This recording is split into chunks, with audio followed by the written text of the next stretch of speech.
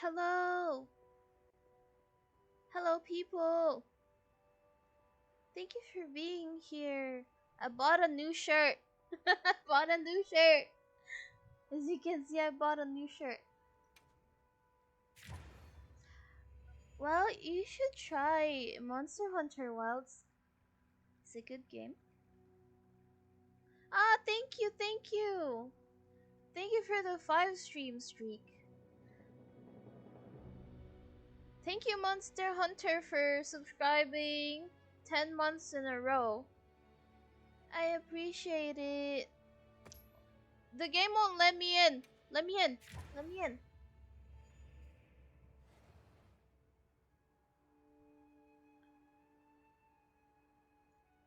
Please? Capcom? Oh.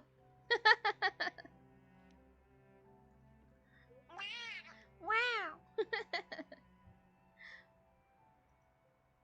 I am glad you enjoy my streams. Please. I want to game. So basically, I want to play this game because I was tweaking some of my builds earlier and I think I was able to make something nice. But you know, I am not I am what do you call this? I am not a pro player and I am not even a sweat. So, I did what I could. Oh, 105 streak. Thank you so much. Uh, I was excited for 24 hours. Wow. Wow. That is thank you so much. Look, the game won't let me in. See that? You guys see that? I'm just gonna be here then. I'm just gonna be here. Come on, let me in. I want to hunt. Today, you guys are.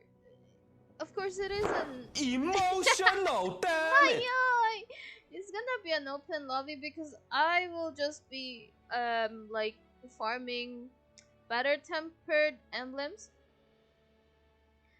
My and it's because I want to make a different weapon. And I want to work on my other Gogma weapons. I know it's kind of late to say that. Oh, cannot be stopped. I changed it. This is ah thank you so much, Astro. I appreciate it. You have a limited time to earn exclusive emotes. What does that mean? Game, I want to play. Come on. Okay, I guess we'll go to a recommended lobby. Then I'll open a new one. It cannot be stopped in many ways. What was I saying? So yeah, I want to work on the other Gogma weapons that I made. I have been lazy, so I actually want to farm a lot tonight. It's 10 p.m. here on my end, but I cannot be stopped. Ah, Verb, Monster hello, Hunter has welcome been trying in. to reach you about your Palico's extended warranty. No, no.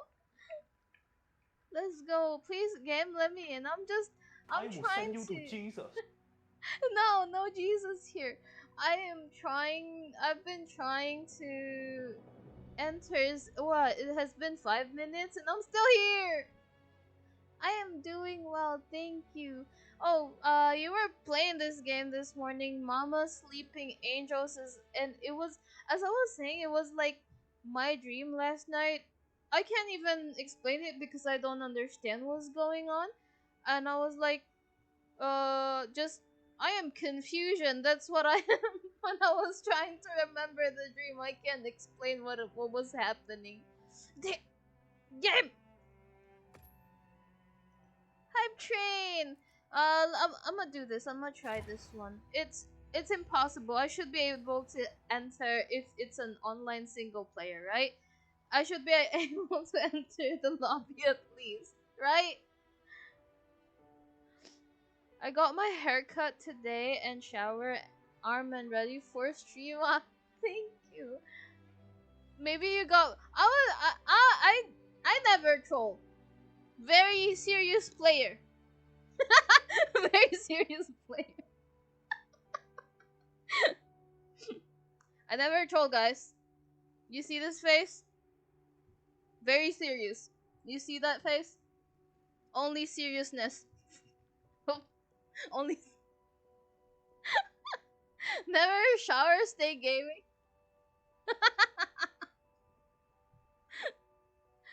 Uh-oh, stinky. Uh-oh, stinky. No! Why is this happening to me? You know what? I'm gonna. I just started the game and now I have to reboot the game. Give me one. Give me one sec. Game, let me in. Let me in.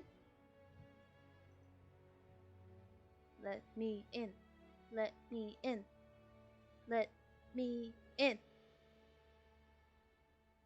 Come on, I just wanna hunt some Arcvelds and Zoshia. Just Arcvelds and Zoshia. I need to go hunt a white monster from the fridge. I like white monster.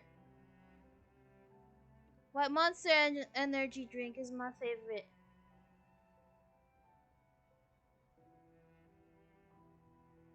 Come on, come on, come on. Oh, God!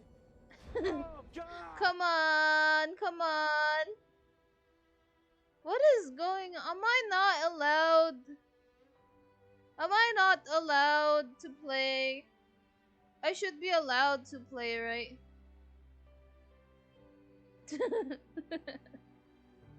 I should be allowed to play. I am allowed to play. No way! Eh? Eh, what? What happened? Well, where is it? What happened? God likes Resident Evil 5? No, no, no, no, no. But this is my stream. God can have their own stream. eh, where? What happening? No, no, no. They can play Resident Evil 5 instead. Wait! No! No! Eh, what is going on? Okay. I'm gonna reset the game. Stupid game. Okay. Again and again and again and again. Again and again and again. I need to gamble because I have. Now the main problem area is up here. All of this going on up here is what's I have causing the most the need to physical gamble, discomfort. guys. I have the need to gamble. Eh? What happened to my game? Oh, okay. I have the need to gamble.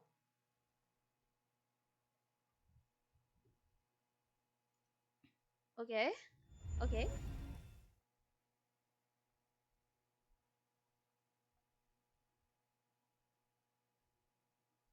Chris Redfield, he is very handsome. He can keep missing me.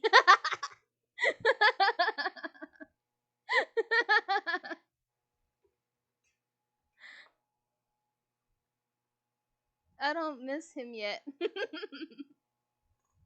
He's very handsome though. Um is is checking connection to now I'm just here. I'm not even in the lobby selection screen. I'm just here. I'm just stuck here. Oh, okay. I just need to complain. Then I'll keep complaining.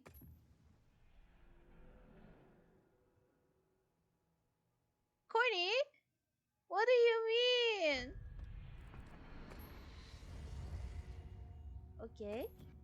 I'm almost like I want to keep working on it. I'm almost at 800. I'm almost there. I'm almost there. There.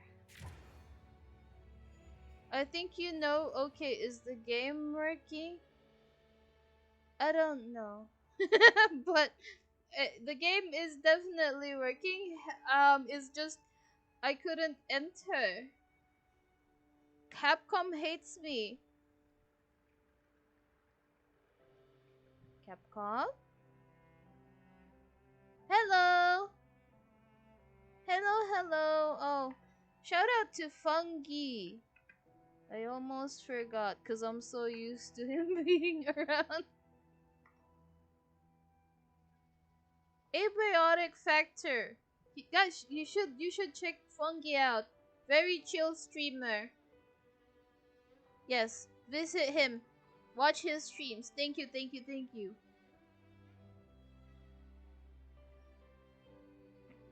And also, Elakura also. Please go and check them out. I was playing Repo with him, but at that time my mic was like acting weird, so I couldn't play. I mean, we played together, but I couldn't be in the VC properly with him. It was unfortunate. No! We have a lot of time. Hi, Beach. Welcome in. Also, this is my cousin. I'll give him a shout out. I think he also streams on Twitch, if not YouTube. There. Yes. He was playing Mobile Legends. We used to play together.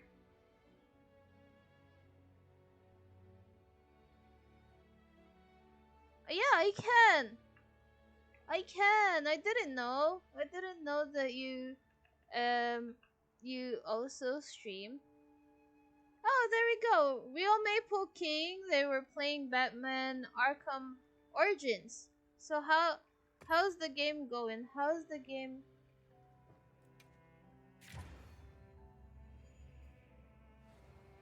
I'm gonna cry if I can't gamble tonight. Yes, I was Batman gamer, very hardcore. I I tried some few Batman games. I think 2 games before, but I never understood. Probably because I have a tiny brain, but I think I have like 1 or 2 in my library.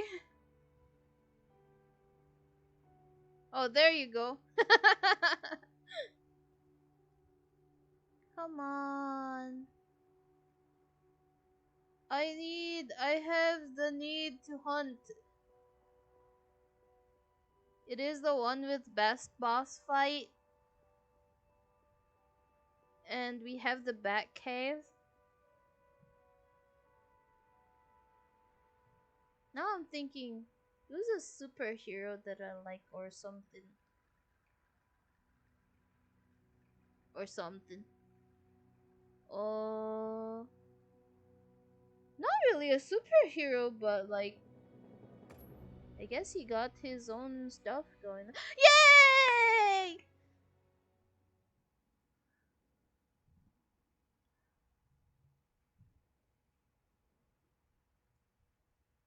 Game? Yay! I'm gonna go online, yeah, I'm gonna go online. Okay, good night, Mayoi. So, Oh God!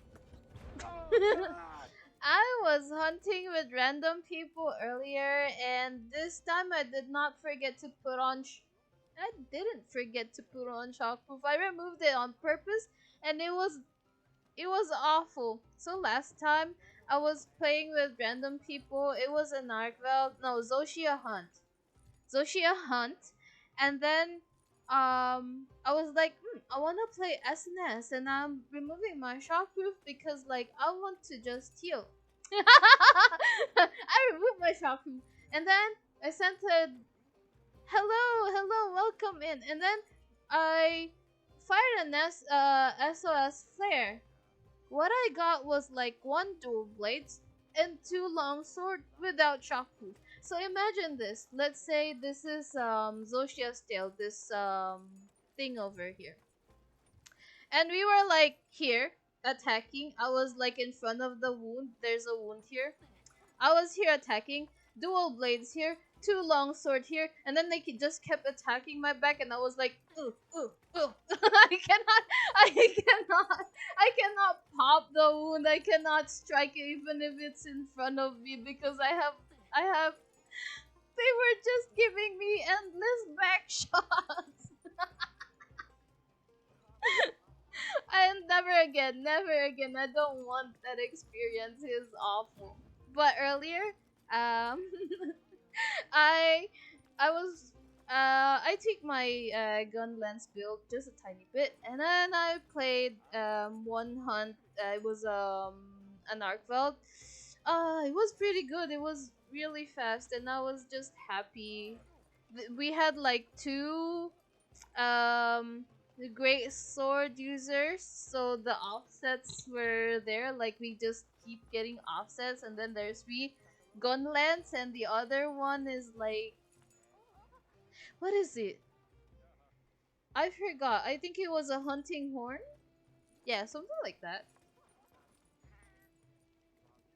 Hold on, how big is Monster Hunter Wilds? Is I'm not too sure, but the comments were because back then the game had like an issue where it was really difficult to run, I think. But they fixed it. It was an optimization issue, and it's a lot better now compared to before. It's the reason why I was getting a lot of negative comments, and is because people bought it and they weren't able to what do you call this? Enjoy the game because of like quote unquote optimization issue. Okay. Wilds. Guess Guess you could say the back shots are wild. It was. I couldn't keep up. Now, should I download it? If you're asking me, who loves this game a lot, of course I would be biased and say yes. But, I don't know. Maybe you should check with other people.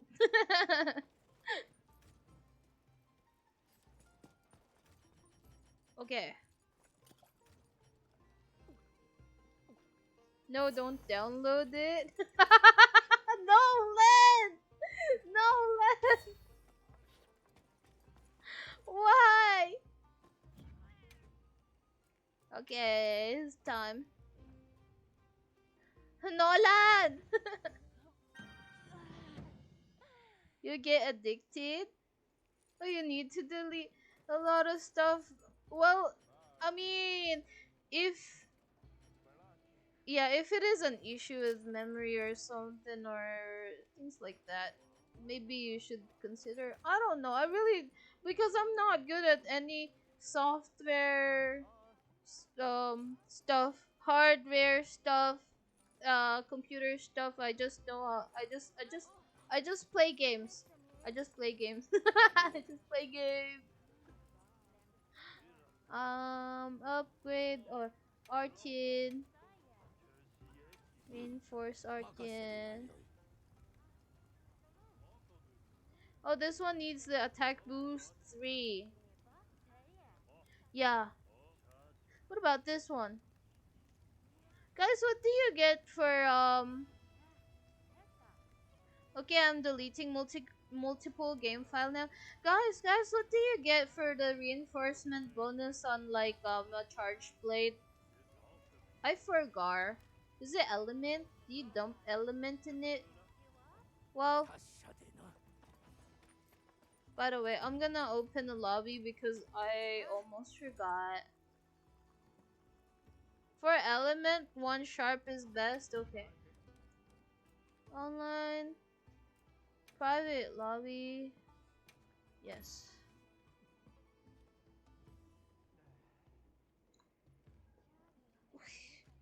My body hurts.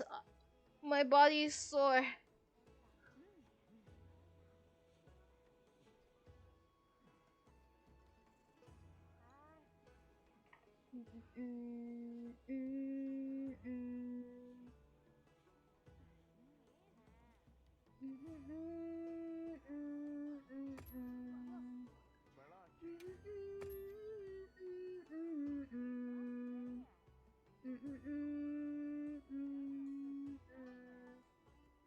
No.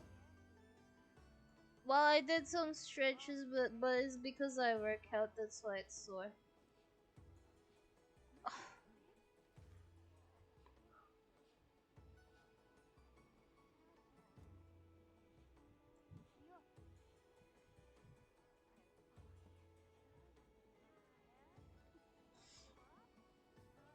I think my eyes are gonna just turn white with how long I'm waiting. Just to open a fucking lobby.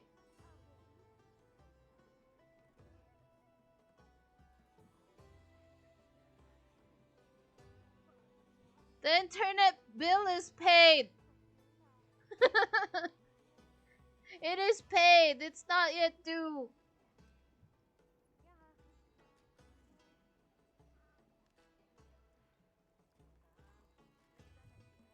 I believe this is because of Chris. He needs to punch my ISP. Come on.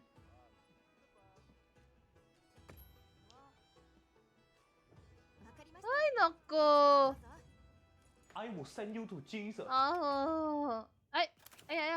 What did I just do?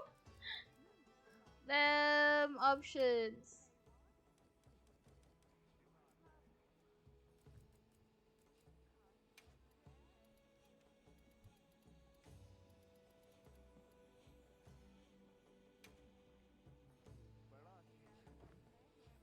Hi. I haven't started any hunts yet because the game's been giving me trouble with the lobby and stuff. I'm still trying to open the lobby until now.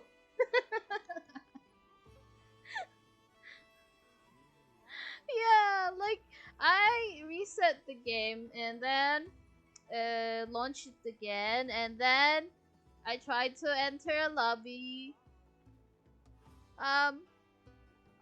Look, I'm just stuck in here again.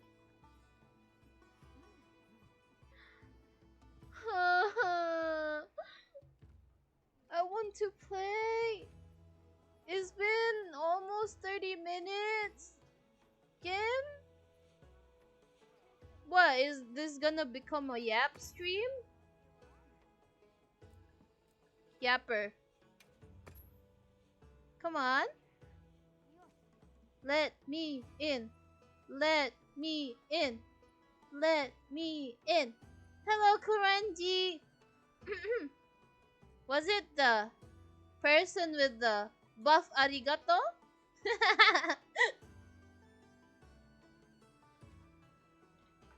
Please. I want to play. Ah, Nyanko-san! Shout out, Nyanko-san, shout out. Nyang. Guys, please check out Nyanko level 1. They were playing Digimon Story, Time Stranger. Also, please give them a follow and check out their content. Thank you so much.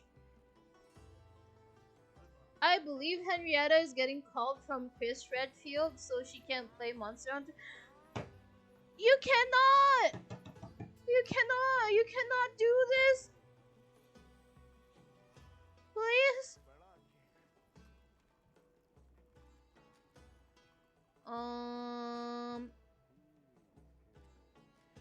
Of course, no problem.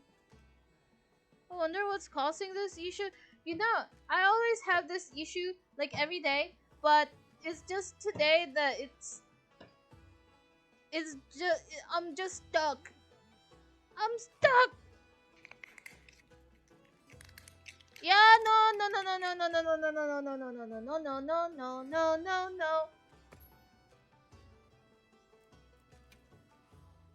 Restart again. Hello, Marcus. Yapping is more serious than ever.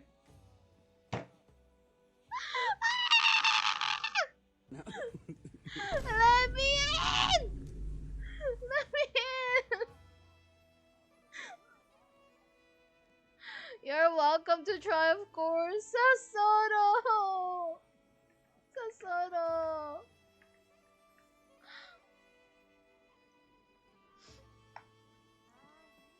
Guys, check out Sasoro! They playing chess. Big brain. I have small brain. Check them out! Please! Okay. What about recommended lobby?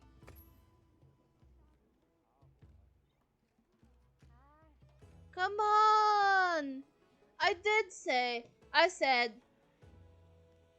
said I want battle tempered emblems because I want to gamble. Now I can't gamble, but I want to gamble, so I need to gamble. So let me in.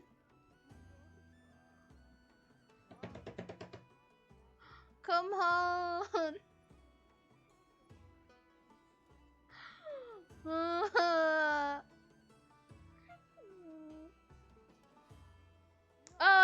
I said like the title is calm and well-adjusted demon gameplay. Yes, we haven't even started the gameplay yet. There is no gameplay happening, but just this screen, just this one. I'm gonna explode. Now the main problem area is up here. All of this going on up here is what's causing me the most physical discomfort. If I finish this arc before you can open the lobby, no. I am says okay, recommended lobby. It's just gonna be recommended lobby. I guess it's just gonna be recommended lobby.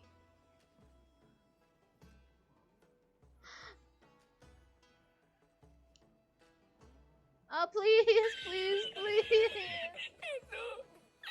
This is terrible. I do not deserve this. No. Okay, I follow all your shout out. Oh, thank you. Thank you so much.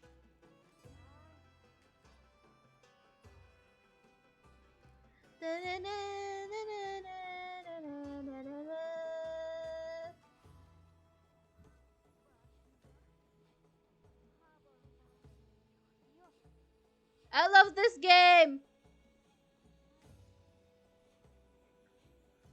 this game. I love Monster Hunter Wilds. Fuck. Okay. Let's go gambling. Ah, dang it. Okay. So here's what I'm gonna do. Because the game won't let me do shit. So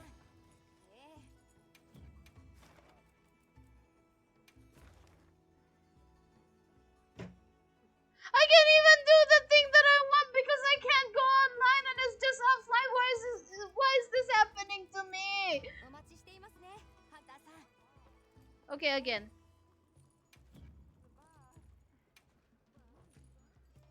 Private lobby. Joinable via Lobby ID search only.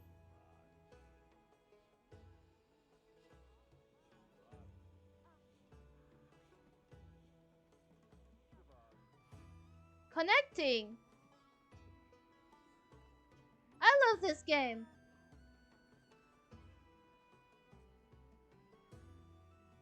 Connecting. Um.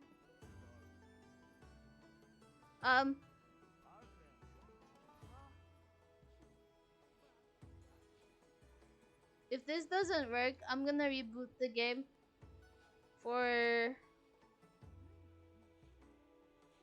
second time. Yep, is this Henrietta yapping mode? No, I am like very very silent right now. Okay, game. I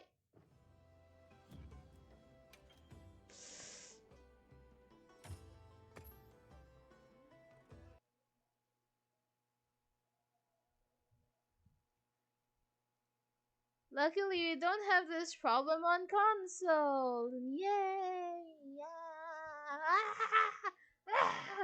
Okay.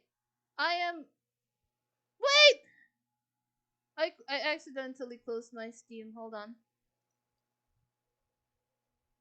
Steam.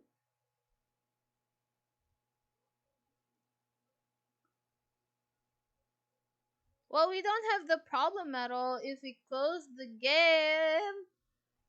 No, I will become the problem. I will become the problem. You gotta have another problem, so it's gonna be me. Okay? I'm launching the game. Okay, game.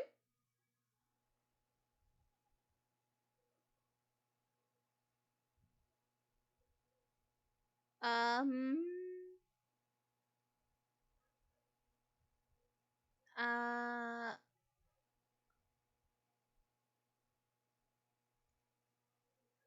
Henrietta is losing her mind faster than Joker. You didn't know? You're here as well. We stay crazy in this channel.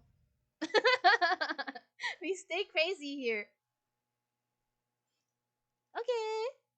Now again.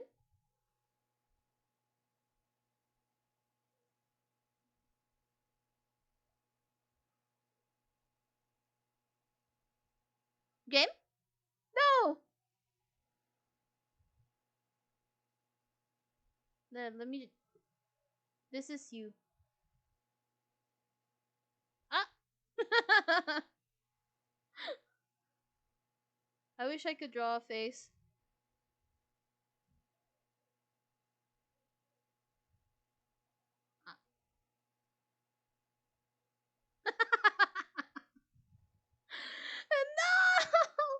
No! You know what? If he says checking connection to the server is not my fault.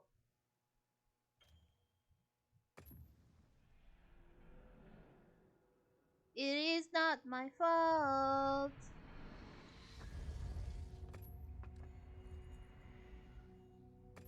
Though, I'm not stuck. See, I'm not stuck.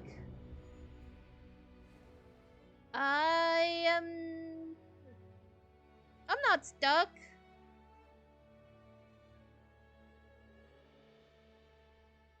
I can make a lobby. This is the first time I opened the game.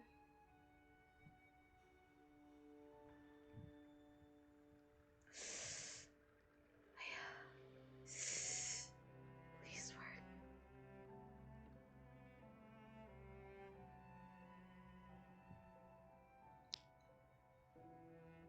Please work. Please work.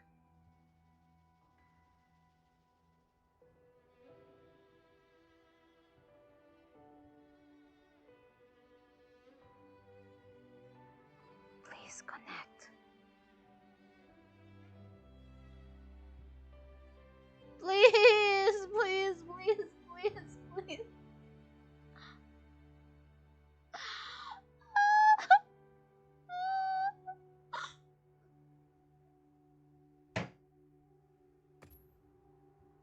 Why? What did I do to deserve this?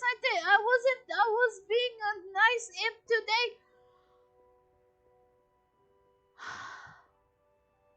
Again.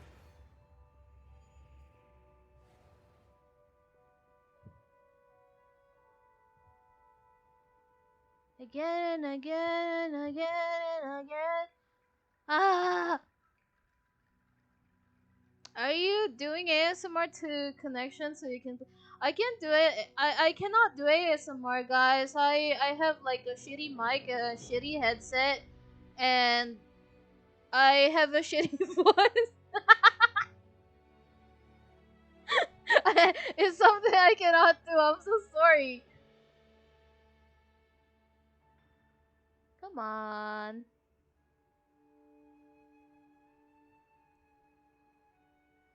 Come on. Cause look. You want the mic peeking from the sweaty gamer gif? Okay. You know what? You know what? What game?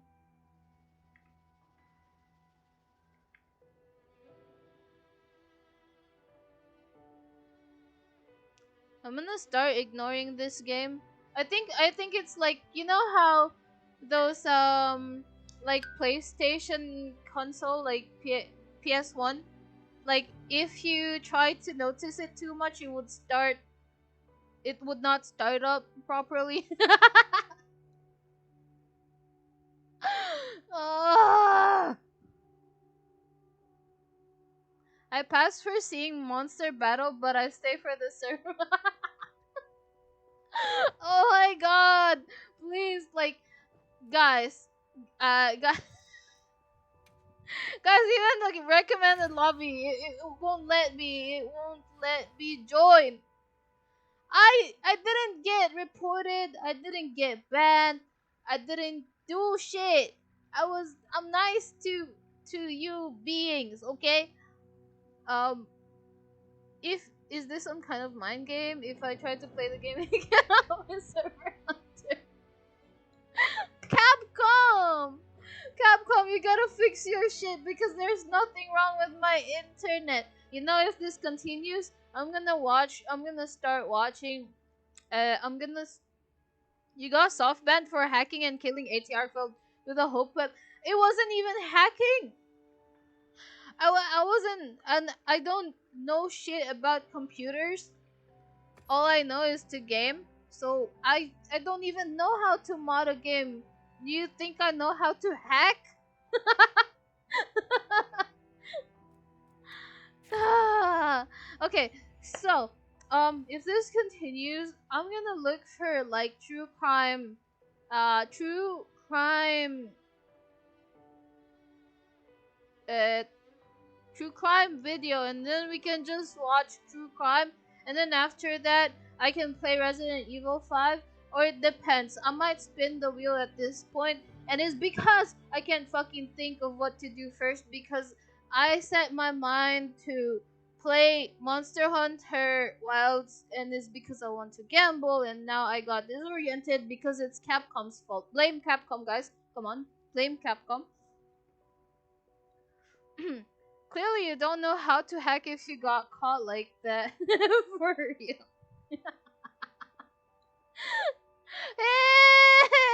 What? Time to delete Wilds? No, I love Wilds. Capcom made me drop so much money to upgrade my PC for the game to run trash. Damn. Capcom is the problem here. It is clearly Capcom's fault, right? Okay. Now, YouTube.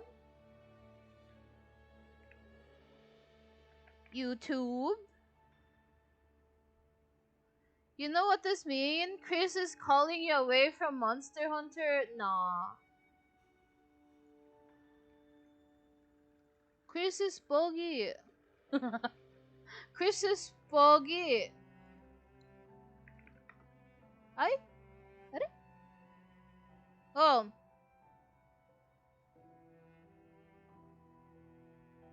Try searching and get started. Oh, by the way, Nexpo. You guys like Nexpo?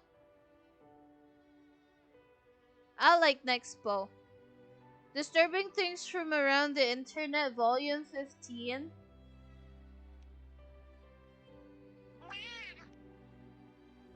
What? Are you trying to read my Chinese name? No, I don't. I can't read. I can't read Chinese characters. I can't read kanji. uh, it. Eh? Cancel Capcom. Capcom. Capcom. It would be funny if you try. Well, let me try. Let me try. Let me try. Let me try. Translate. Google. Fuck, I can type translate.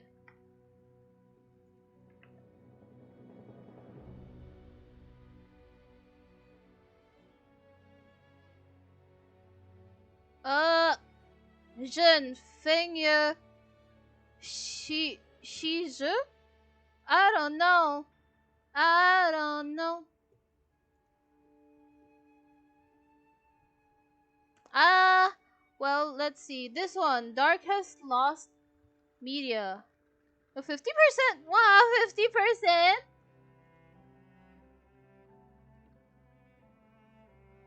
Oh, Capcom employees are cool and have great personalities, so please let me play Monster Hunter. Yeah, well, let me try for the last time. I keep saying last time, but like this has been this is gonna be the last time. last time.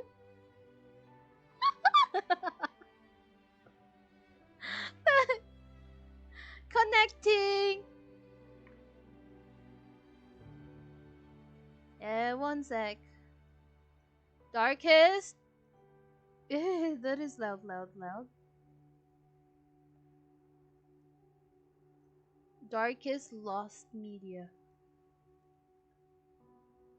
And this is Sonya again. Yeah, this is like I think this is some kind of like cult thingy.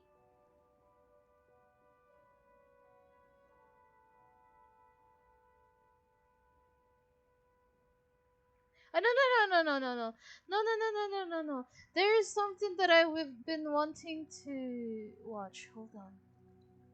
True crime.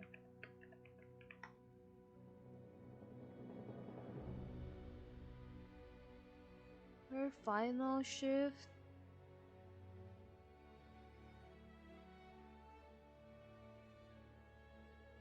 It.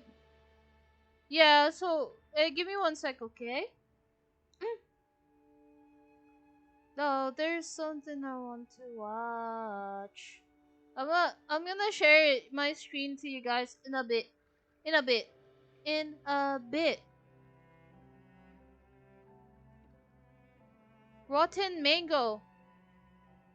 This girl, I believe one of my viewers suggested to stream.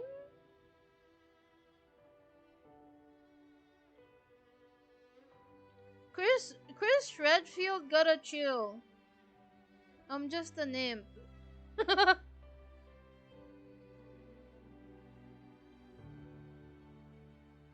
What's the most popular ones? Popular. Can't wait to marry him. She never left the couch? Yikes, that is creepy, creepy, creepy. Most evil nurse? Yeah, that is awful. Hold on. I'm gonna share my screen. Bear with me. Game? Browser? Uh, YouTube.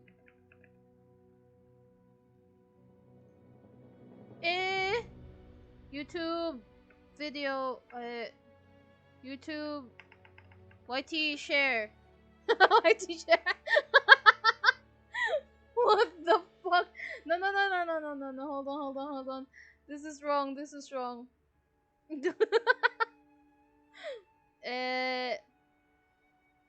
Capture window capture. YouTube.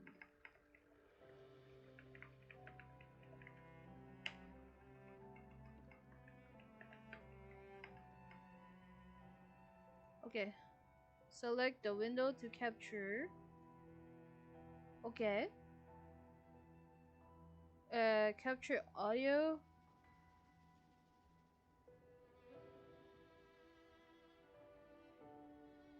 Wait, let me move it.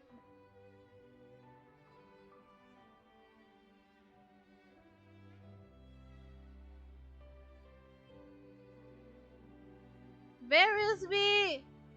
We're closing wilds. Abort mission. Okay.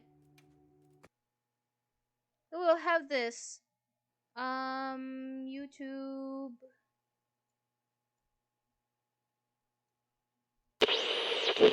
Bada bing, bada boo. There's this idea that trauma helps bond people together. Would you agree? I can see that. Okay, I mean it very lightly though. Like, you always see the relationship experts on TikTok being like, this is why you go to an amusement park on the very first date, because the adrenaline, the energy, the rush, it can be translated into feelings of attachment and love very easily. It's an easy way to bond. I don't know. And even on a large scale, like, I can see how shared experiences, they help people come together. Like, have you seen Grey's Anatomy? No. I used to be obsessed with that show. It's a show about a hospital. There's doctors, there's nurses. They're just trying to get through their jobs without having like a mental breakdown on a daily basis. Some of them fall in love. Some of them get a divorce. Ultimately, it's about friendship. It's about forming these bonds and like supporting each other. Dr. Crush and Lucy Letby from the UK, from Chester Hospital, they were kind of on that boat. So whenever they would work on the same patients together, they would send these quick little text messages after work. We do work well together, don't we? Or, I felt proud about both of us. But these are just like the good times. During the tough times, they would also text each other. So whenever they lost an infant in the NICU, they would try to be with each other throughout the process. Dr. Crush would bring Nurse Lucy chocolates to help cheer her up. Sometimes they would make these little Starbucks runs together or share a lunch like tapas. He always encouraged her and he told her, nobody cares People do for that. infants the way that you do. You are a spectacular nurse and you did your absolute best for these patients, and there is nothing more that you could have done, so you shouldn't harbor any guilt or frustration within yourself. But still, Nurse Lucy would say, yeah, I know, but I see these parents, I see them walking home without their babies, and it's just heartbreaking. And even if Dr. Crush wasn't able to take away Lucy's pain, at least she had some support during all of this. I think everyone at Chester Hospital especially, they needed some serious emotional support. Because in the past year, they had been losing infants at an alarming rate, a rate that didn't even match the national average of the infant mortality rates. So something is going on in these hospital walls, and they need to get to the bottom of it. And it seemed like Nurse Lucy, she could be the one to provide some insight. She was one of the most qualified nurses in the NICU. At work, everyone said, she's like this vanilla goody two-shoes. But they meant that in the nicest way possible. She always followed the rules. She picked up extra shifts. She did everything to a T. Wilds But at wouldn't let home, me things in. were I'm so different. sorry. I In a had journal to change hidden the in her room, content. Lucy had written Dr. Crush's name over and over and over with hearts all around it. Dr. Crush heart, Dr. Crush heart, Dr. Crush heart, Dr. Crush heart. She wrote, my best friend, my love. I wanted you to stand by me, but you didn't. By the Love, way, I since trusted you with everything. One day, I won't even think of you. I'm a failure, though. Broken-hearted, since killing me Yanko-san softly. is here, let's And add down some the hall in subtitles Lucy's so home, if you opened up it's one of the not too bedroom hard doors, for him. there was a bedroom decorated as a nursery with Uh, giraffes all over the walls. But the thing is, Lucy didn't have a child. Fuck. She wasn't even planning on having a child. There was no other man in her life other than Dr. Crush. But Dr. Crush was already married. He already had children of his own. So she has a nursery in the house. Yeah, with no plans of having a child anytime soon. It's very odd. But that's not even the most curious thing about Lucy. But we have a nursery at home. Okay, for my niece. That's not even the most curious thing though. Okay, so that maybe we can explain away. But there was another sticky note found in Lucy's house that read, I am evil. I did this. There are no words. I'm an awful person. I pay every day for it. I can't breathe. I can't focus. I killed them on purpose because I'm not good enough for them. I'm a horrible, evil person, and the world is better without me. Thank you for the Then follow. in big, bold, red letters, she wrote down the words, kill me, and circled it over and over. Could these notes be a confession? Was she responsible for the uptick in infant deaths in the NICU? This is the story of Nurse Lucy, the most evil nurse in recent times, and probably one of the more recent serial killers to have been caught. Nyanko-sango, man, I can't find Japanese subtitles. Sorry.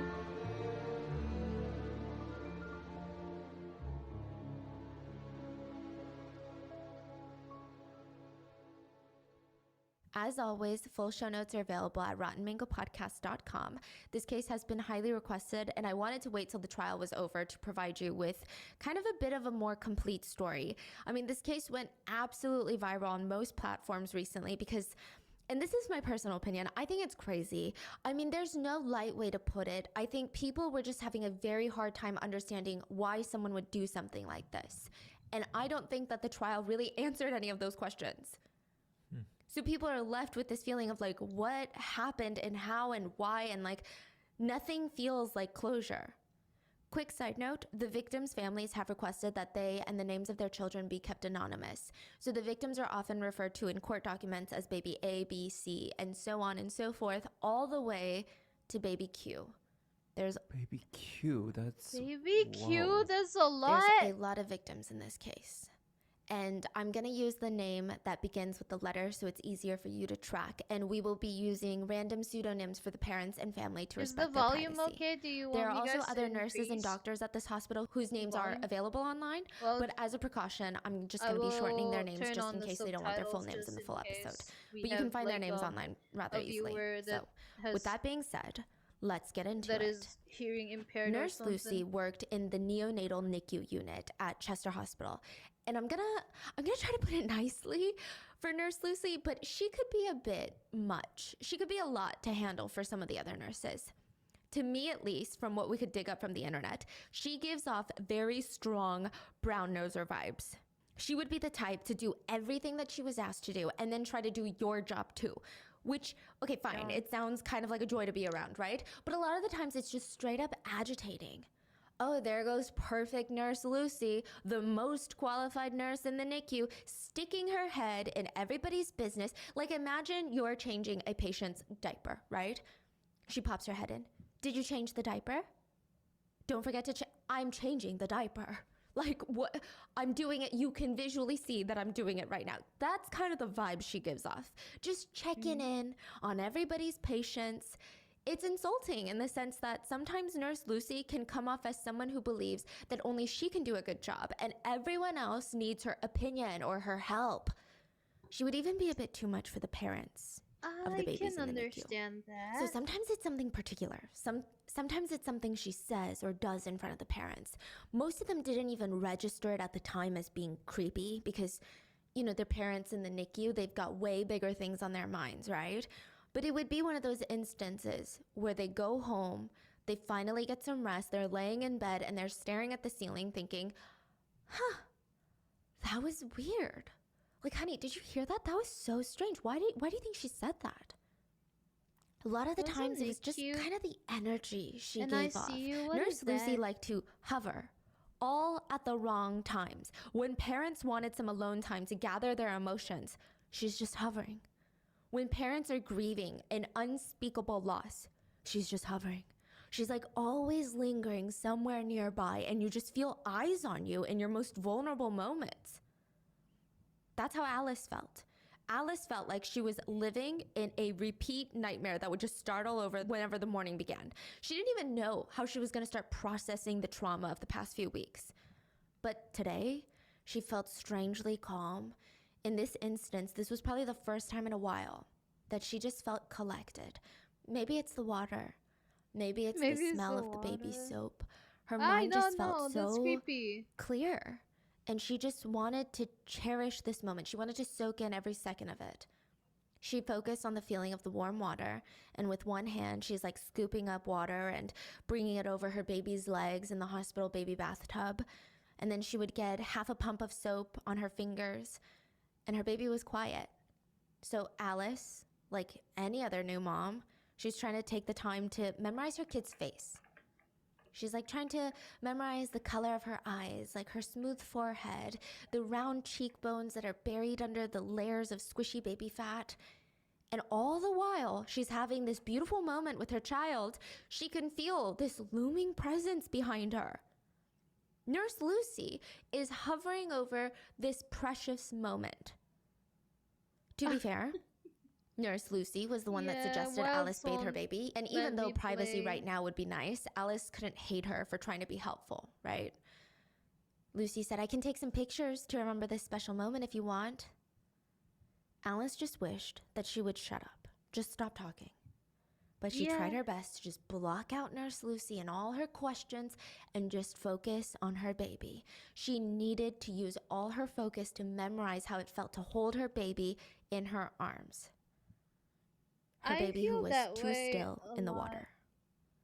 Her baby that would not be coming home with her. Alice's water broke at 27 weeks. That is 3 months too early. We actually went through this with my sister, where my sister's water broke early, not 27 weeks early, but she was turned away from the hospital. The hospital didn't believe Alice either. When she was like, my water broke, they were like, no, it didn't. She was sent home, and 3 days later, she was rushed to a massive hospital and gave birth prematurely. And at first, baby was doing fine. Baby was okay. After being transferred to Chester Hospital, though, that's when her precious child flatlined 2 times, and the 3rd time, doctors were unable to save her. Yikes. So that's how Alice found herself burying her tiny baby the day before her original due date. So it's a special type of pain for Alice. And her family had already moved out all the baby stuff so that she wouldn't have to see it. She wouldn't have to process that emotion, and that just the visuals of that would be so heartbreaking.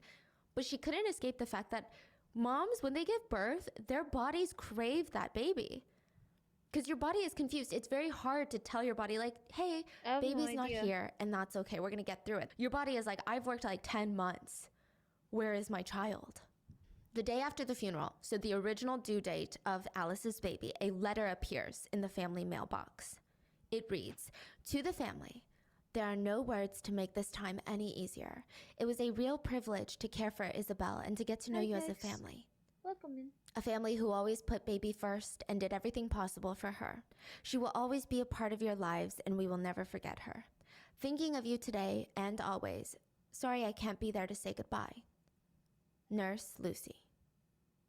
Okay, so nurses don't usually send letters like this to the families of the parents, but you could argue that Lucy had gotten to know the family well during their time at the hospital. Maybe she just wanted Alice and the rest of their family to know that the loss of baby Isabel has impacted all the nursing staff at Chester, and that her baby would never be forgotten. But Lucy wasn't telling the full truth in the letter. There are things that she left out. Like how Alice's baby was the 7th baby to die in the NICU unit that year. She talked about how the whole staff had been affected, but they weren't just affected by sadness or grief. They were sad, yeah, but they were also very worried, and maybe even a little bit suspicious. 7 babies? That's way above the national average. That doesn't even make sense. The nurses and doctors weren't sure what was wrong. She killing him. But each baby, they had died of health complications due to being born premature. It seemed natural.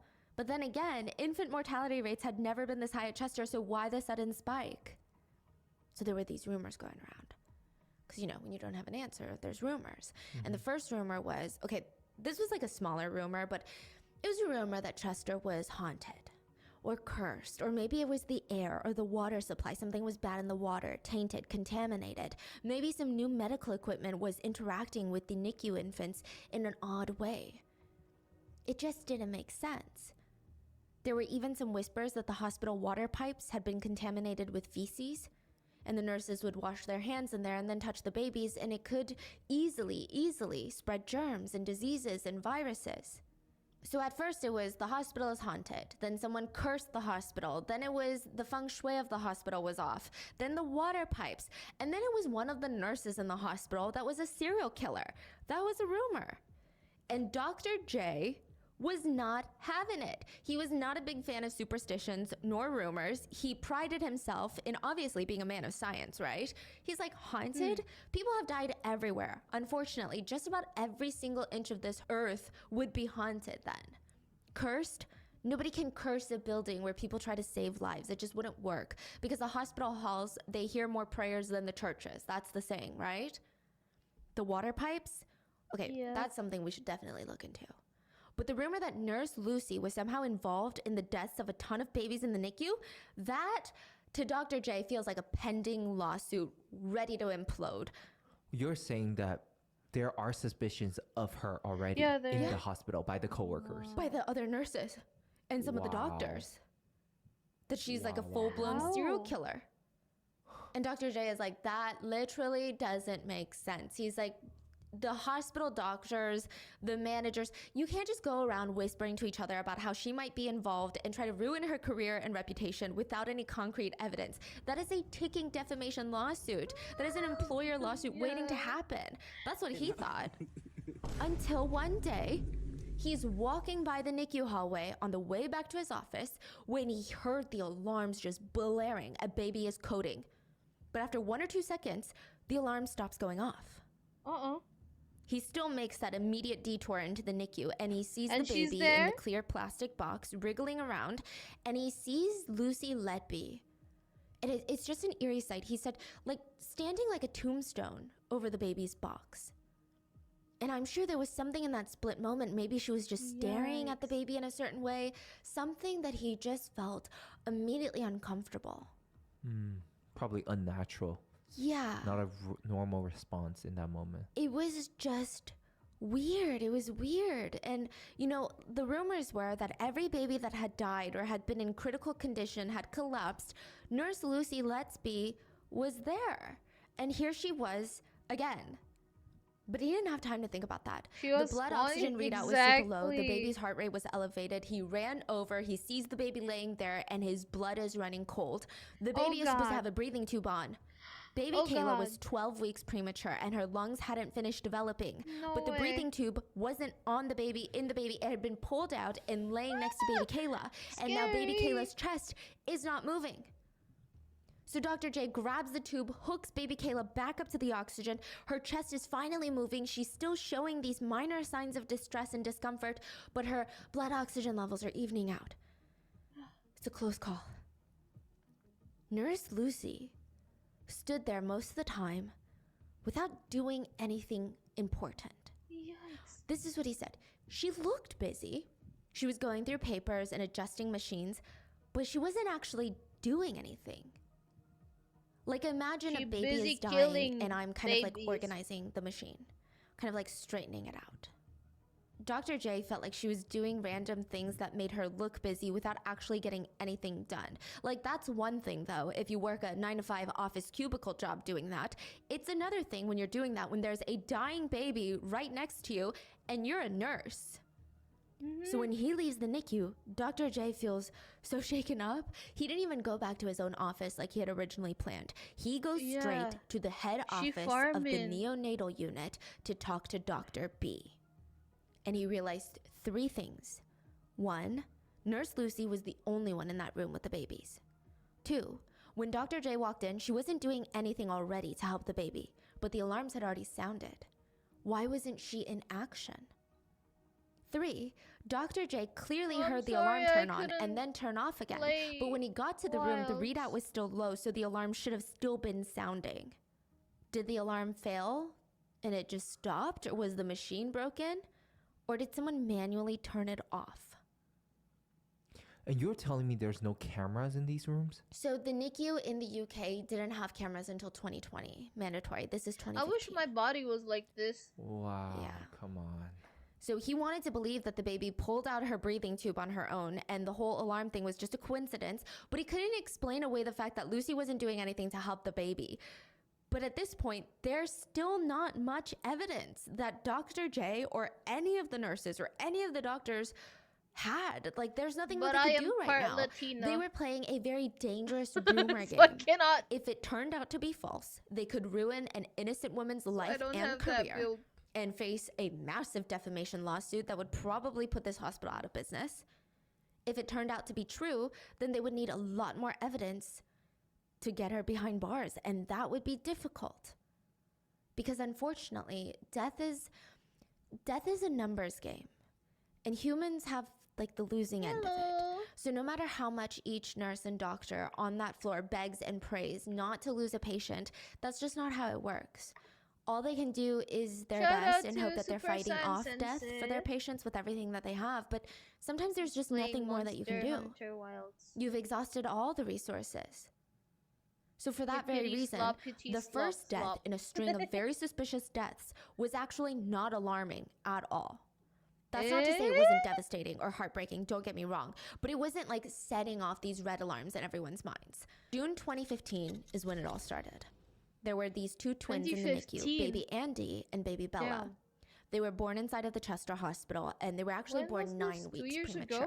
So their mom, Renee, was classified as a high-risk pregnancy, and carrying the twins full term was just putting way too much stress on her body. It would be dangerous for not only her health, but the baby's health for them to stay in there any longer. And so she's freaking out. She's a first-time mom, and the doctors are like, you're gonna have an emergency C-section, like, right now. And the nurses are like, don't worry, everything's gonna be okay. Your babies are gonna be fine. We have an amazing NICU unit. We have so much experience giving care to premature babies. They're gonna stay safe and warm in their cozy little boxes. You can visit them all day. They'll get the care that they need. And then you guys can all go home once you're all ready, okay?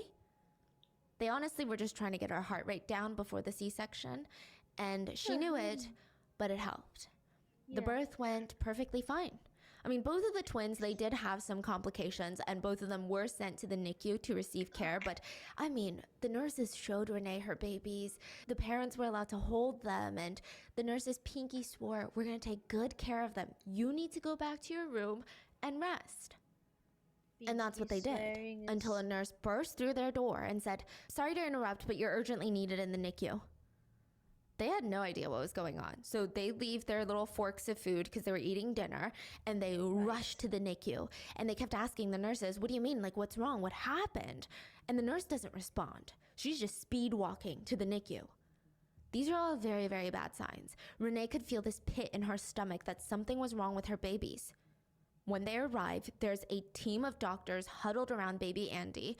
One doctor had 2 of his thumbs side by side on Andy's chest. These are how tiny these babies are, okay? Most of these babies weren't even 4 pounds. Most of them are premature, most of the victims. So just think about how tiny they are. 4 pounds? Yeah. Oh my goodness. Sophie was like 8 pounds when she was born, yeah. Wow. And the doctor is like pushing down once, twice, 3 times, and Renee could see the sweat just dripping off his hair.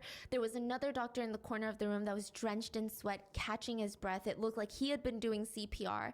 And finally, a nurse told the parents, we're not really sure what happened. His alarms went off. He's been receiving CPR for about 40 minutes, but his pulse is not going to come back. We called you so that you could say goodbye. She's too sneaky. Renee couldn't even process what was going on. Her baby was fine yesterday. Her baby was fine this morning when they saw him, and again in the afternoon, but suddenly he flatlined. Like, there's no answers. What do you mean? Mm-hmm. She just felt this guilt. She had this autoimmune disease. So mom had an autoimmune disease that made her blood clot more than it should. So she's thinking, maybe I passed it on to one of my twins, and something happened, and Andy's blood couldn't get where it needed fast enough, and maybe it's all my fault. The doctor kept performing CPR, but Andy was already blue in the face. The more CPR they did, the more damage they would likely cause his little body. And Renee didn't even know how to respond, and she just felt this hand on her arm, and it was her mom. So baby Andy's grandma was in the hospital, and she must have heard the commotion. And she looked at her child, Renee, and told her something that I don't think any mom should have to tell their child. Which is, it's hard. I know it's hard. But you have to let go, okay? The doctors stopped the compressions. They unhooked baby Andy from all his machines, and he was able to spend his last few moments with his family. There was this suffocating silence in the hospital that night. Each nurse, each doctor, their shoulders felt a bit heavier. Nobody could even try to lighten the mood with a joke. It was arguably a very, very rough day. The doctor who did baby Andy's chest compressions, he had to take a whole week off work because this was the first baby he had ever lost. After the parents had time to grieve baby Andy and say their goodbyes, a nurse approached them and said something along the lines of, "Hi, I'm Nurse Lucy. I'm so sorry for your loss. I just wanted to give you these." They looked down, and in Nurse Lucy's hands, there were a copy of Andy's hand and footprints. Renee took the prints and made them into a necklace. She wore that necklace around her neck every single day. What exactly did she make? Like the footprints in probably a ceramic or something. Mm-hmm. She wore that necklace every single day until she found out her son was murdered by the person who took those prints. Now, mind you, Renee is not even able to grieve in the comfort of her home. She's still in and out of that hospital. Her body is healing. Her other baby, Andy's twin baby Bella, was still in the NICU. And of course, Renee feels this massive anxiety of what if something happens to baby Bella too? But it seems like all the nurses are giving her good feedback, good news. Baby Bella seems stable. She seems healthy. Now, side note, in the UK, the average infant mortality rate is 1 to 2 per 1,000 births. In 2014, Chester Hospital had overseen 3,000 births, and they had lost 3 babies. So it's right on par. So now, when they lost Andy, nobody in that hospital is suspecting that something was wrong. They believed that his death was completely natural. And it wasn't until baby Bella, Andy's twin sister, fell gravely ill, and baby Charlie, another premature baby in the NICU unit that died, that everyone's like, what the hell is going on? What on earth is going on? Wow. Baby Charlie died just 4 days after baby Andy. And many of the nurses on shift, they had to take breaks crying in the break room. It just didn't make sense. One nurse said, baby Charlie was tiny. He was barely 2 pounds. That's less than a bag of sugar in weight. 2 pounds. But she said, he was the feistiest little baby I had ever seen. So it just didn't make sense when the alarms go off blaring. Charlie is coding, and one of the nurses remembers how they all rushed to respond. They tried an oxygen mask on baby Charlie, then CPR, and then the most qualified nurse in the NICU unit, Nurse Lucy, suggested they try putting an oxygen tube through his trachea. But ultimately, Charlie didn't make it. She'll pull it out. And everyone was hit so Just hard by this, including Nurse Lucy. 2 babies in 1 week, this is a lot for the staff to digest. Lucy texted her coworker that wasn't at the hospital that day and said, it wasn't a great start to the shift, but sadly it just got worse. I'm struggling to accept what happened to baby Andy, and now we lost baby Charlie overnight, and it's just all a bit much. I know it happens, but it's still so sad and cruel, isn't it? I just keep seeing them both. No one should have to see and do the things that we do, and it's heartbreaking, but, it's not about me. We must learn to deal with it. Her coworker said, you should try switching off your shifts for the rest of the week. Take a break. You were there for both deaths. I'm sure it's not easy, basically. That's so sick because she actually says the right thing. So she's the emotion she's trying to mock is very on par with what most people feel like, right? Prosecutors would actually argue that not to this coworker, but to Dr. Crush, the doctor that she has a crush on. We're going to get to it later. But they argued that she might have even killed these babies to make these conversations happen. Yeah, we're going to dissect all of that in a second. But she continued, it's not about me. It's about the poor parents who have to walk away without their baby. So now 2 babies have died, and there's been 1 close call. Things are a little weird, but again, not suspiciously so. Until there was a 4th. Baby Diana wasn't Seeing premature. them She was just in the suffer. NICU unit because her birth had taken a really long time, and the doctors were worried that she had caught an infection from it. This is actually the hospital's fault. Wait, so baby Bella's not passed yet? Baby Bella almost died, but she survived. Oh. Yes. So baby Andy, baby Charlie, and now baby Diana. Baby Diana was not premature. The other 3 babies were premature. Baby Diana was actually in the NICU because of a mistake that the hospital made. So I believe when a mother's water breaks, but no one accepts it, or like she doesn't go into labor, something of that sort, Baby the Arkveld. baby is very likely to get an infection, and so is the mother. So one of the first things The that the game staff do wouldn't are put them let on me see antibiotics, Baby but someone Arkveld. forgot to do that. So now baby Diana had to I be in just the wanted to NICU because visit they didn't Baby know she was Arkveld. going to catch an infection the day that she was born, and that could jeopardize her health, that could be deadly. So Diana stopped breathing 3 separate times the very night that she was born. She was showing signs of pneumonia. The breathing mask brought her back Imagine twice, being but the born 3rd in time this she didn't world make and it. you're already suffering So far, we much. have babies Andy, Bella, Charlie, and Diana, and the only survivor is Bella. And then all within the month, the hospital loses another baby, baby Elliot. Whoa. And they almost lose baby Elliot's twin brother, baby Freddie. And then immediately after that, they lose baby Grace. They don't have reasons. They couldn't figure out why. What's the cause? So each baby had a different cause listed on their post-mortem. So one of them was like their heart stopped. The other one was a bowel infection. One of them was insulin levels were not great. So it did seem natural, but it still didn't make sense. Even if it was natural, like, it's just a puzzling thing. So Dr. B, the head of the neonatal unit, he's sitting in his office with a pile of papers probably this high in front of him, and he's got records of all the 5 babies that they lost this year. 5. Within like a month too, okay? So it's They not don't even really like spread pile once a month, papers you know? like that. This time last year, Set in they had only folders. lost 1 baby. This year, they had lost 5, and it's only halfway through the year. It's his job to figure out what the hell is going on. He could be seen coming out of his office with dark circles just dragging all the way to his chin. When he wasn't working with patients, he spent every single second in his office trying to figure out what the connection was with all of these sudden infant deaths. It just didn't make sense. There was no connection. Baby Andy's heart stopped. Baby Charlie stopped breathing. Baby Diana died of pneumonia complications. Baby Elliot had a bowel infection, most likely from birth complications relating to the placenta. Oh, Baby because I Freddie's wasn't body was producing too much speaking insulin. in And baby a- Grace was given a I'll 5% increase chance my of survival volume. at birth because of how premature I she am was. Very There's no relaxed connection. right now. So it's not like, oh, the water is tainted. It's in the water, right? Dr. B felt like he was going crazy. And no, this then is I not will like the silent decrease killer of the South Korea. There would be no emails to figure out volume what of the kind of video. mysterious illness was sweeping the There we nation. go. It was just going on inside of Chester Hospital. So he's like, okay, this is in my unit, and I need to find out what's going on, and I need to find it fast. He thought of everything. He thought maybe there's something in the preemie baby Too formula. strong. So all the premature babies are being fed a certain formula. Maybe it's in there. But there are other premature babies that had consumed the same formula, but they were fine. But Then I was it really the air, appreciate the water? it. Hospital air filters are cleaned regularly up to standards, and the hospital ran off city water.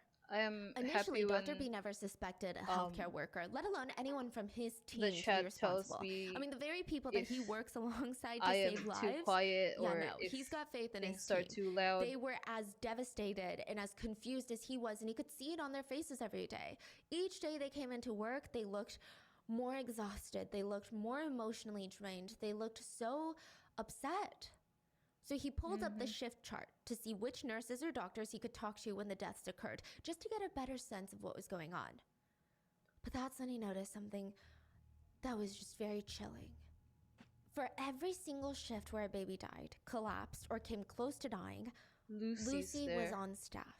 Yeah. She was there for Oh, every damn, that is single one. There were some obsession nurses right that over had been there. on shift for 2, 3, Yeah. maybe 4, even 5, but Lucy had been there for every single one. She was Damn. the only one that had been there for every single one.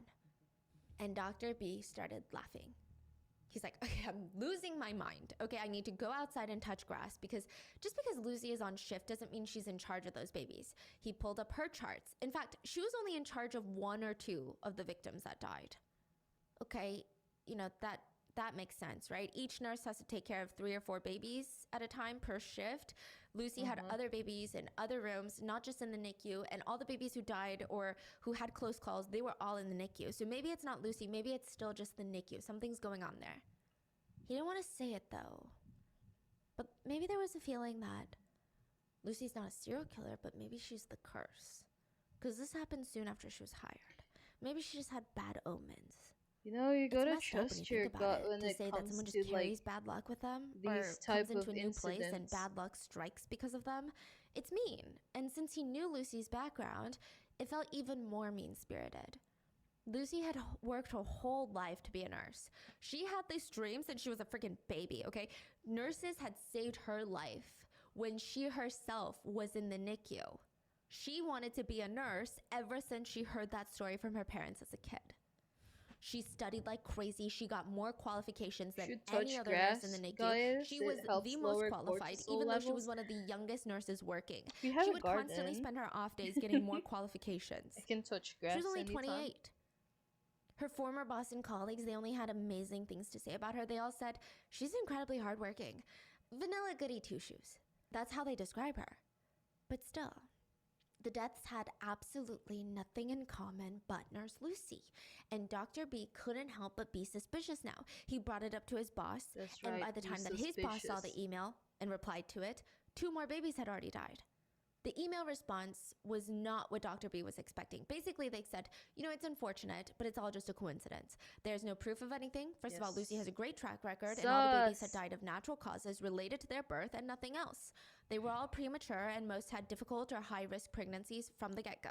Side note, a lot of people had problems with this response because it felt like the unit manager, so Dr. B's superior, What is wasn't a even trying to Crabsire? listen or figure out what was going on in the NICU. Yeah. It seemed like they were just shutting down any Yeah, ideas at Pokemon? all that Lucy was involved. So you could argue maybe they genuinely thought that Lucy was not involved and this was all some sort of sick coincidence and they're trying to give her the benefit of the doubt. Or 2, people said it's like they don't want to open Pandora's box. Yeah. Like imagine you're in this long dark hallway and at the very end is this door There's and behind Lucy. it you hear all sorts of terrifying screams and growls and scratching noises. When you open that door, there's no going back. Whatever's behind that door is coming out and you don't know what it is. Maybe it's a monster. Maybe it's a speaker playing monster noises. You don't know. So they're like, let's keep the door shut. Yeah. Let's never open this door. Put a do Nah. not open sign on it. That's And you wrong. say 2 more people die in that process? Yeah, 2 more babies. Yeah. I mean, I guess we'll never really know what the unit manager was thinking, but it is just a little weird. These are all just speculations. Now, the unit manager more or Looks less like told Dr. B Galladron, that there was but just no way that a nurse was super- involved in the Isn't uptick of Galladron infant deaths already in their super hospital. dirty? Especially not Nurse Lucy. She's the most qualified nurse in the NICU. And she's the type that took her job so seriously. Maybe to the point where I'm other not nurses might familiar want her with to loosen Pokemon. up a bit. The unit manager I said, know, look, that's Dr. lame, B, I I can know. personally vouch for Lucy. She's a good nurse. There is no way that she's connected to all of this. Dr. B was like, yes, I respect your opinion, but of course, lives are being lost. So I'm going to go over you and request a meeting with a few of the hospital executives. He emails them in March. They don't even email him back till May. So for months, they don't really talk to him. But at least in May, he gets in front of them and he tells them everything that he knows. So again, it sounds like he's the only one that cared. Yeah, him and a few of the other doctors, Dr. J and 2 more doctors. So 4 doctors from the unit cared, but he's the head of the neonatal unit, so he's doing a lot of the communications with the superiors and the executives. So he's laying it bare to them. Like, these are my suspicions. These are why I have these suspicions. Obviously, I don't have concrete proof, but like, you can't tell me that things aren't weird. You can't tell me that we shouldn't at least get some sort of third-party investigator involved. Yeah. The conversation allegedly went something along the lines of, was she the charge nurse for all the instances? Meaning, was she the nurse in charge? No, a lot of the time she was in another unit, but she was on shift. But she wasn't assigned all the babies in every instance. No, and the manner of death was all natural? Yeah, so it's a coincidence then. It's unfortunate and it's tragic, but it's a coincidence. The executives recommended that he switch Lucy from the night shift to the day shift. All these instances had happened at night, so if it really was a coincidence, then changing Lucy's position should have no effect.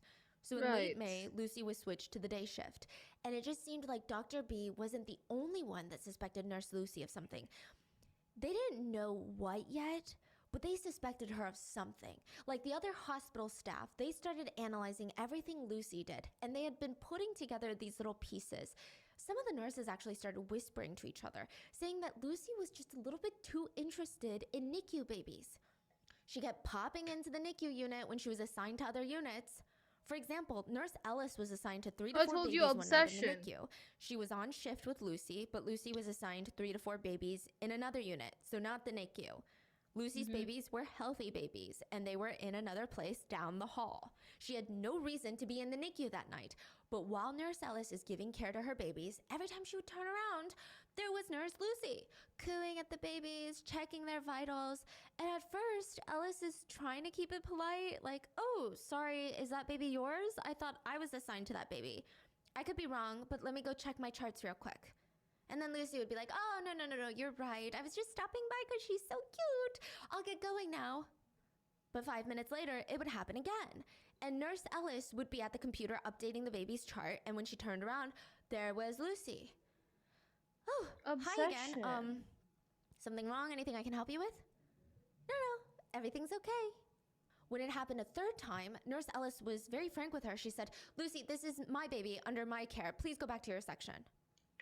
Obviously, hindsight is 2020. I did see some people online arguing about whether these particular nurses should have known something was wrong. But like, really? I feel like I would be annoyed at my colleague, but my immediate thought, and maybe I'm still just too naive, was, oh, God, she's so annoying. Yeah, it's like, to suspect that, it's almost you have the darkest... Like there's something wrong with you, almost. Yeah, you think you see people in the There's probably something the though. worst There's light something possible. wrong with It's me. hard for I humans always to be, suspect oh my God, is people she trying to kill something. people? Like that's just not. Yeah. Like to think, oh, is she out here scoping out potential murder victims in the NICU? Like most nurses were like, oh, there goes Nurse Lucy. Is one of the doctors around? Is she trying to look good? Is she trying to undermine my position and act like I'm not good enough to take care of these NICU babies? And they would all say, like, must be so nice to be so young and have so much energy to do your job and everybody else's. Like, that was kind of the energy. But then things started to change. So when she started popping in on stable babies, everything was fine. It's annoying, but it's fine. But then the nurses started seeing her near babies whose conditions would suddenly take a turn for the worst. More and more stories like this, they start floating around the hospital staff. One person saw Lucy in a baby's room alone right before the baby's condition took a turn for the worse. Another staff member saw Lucy watching from the window while 2 parents cradled their deceased baby for the final time. And they even had to ask Nurse Lucy to leave because the parents were feeling so unsettled and so uncomfortable in probably the worst moment of their life.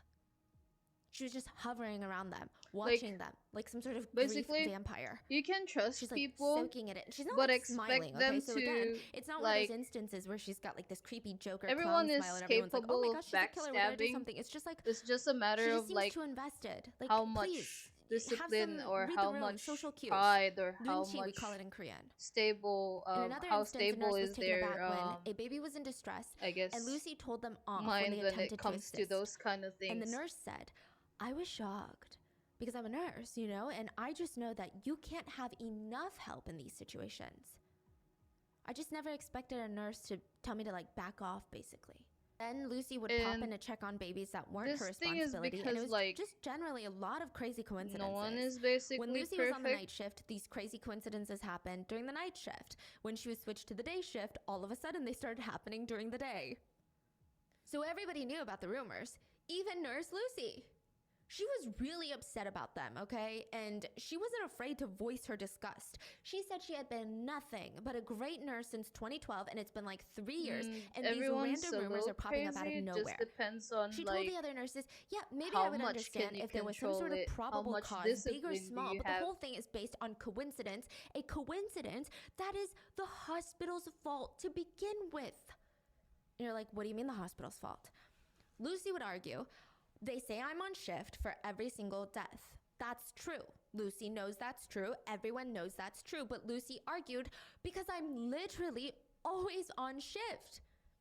To give you context, Lucy was a 28-year-old nurse who lives alone, no family, no boyfriend, not a lively friend group or a crazy social life. She had given up her whole life to becoming a nurse, she argued. And because she doesn't have a ton of personal obligations like many of the other nurses that had kids or elderly parents to take care of, Lucy would inevitably end up picking up shifts. One of the nurses has to take her kids to a dentist appointment, Lucy would pick up her shift. Another nurse has to go to another city to care for their elderly parents, Lucy would pick up her shift. Lucy pretty much just took every shift that she was asked for. And out of everyone in the hospital, she probably had the most shifts, yeah. Okay, fine, whatever, right? So she argued, I mean, if I'm always at the hospital, then of course I'm always there when issues arrive because I'm always at the hospital. Yeah. And now the hospital wants to use her as a scapegoat, she says, to cover up their own problems and shortcomings.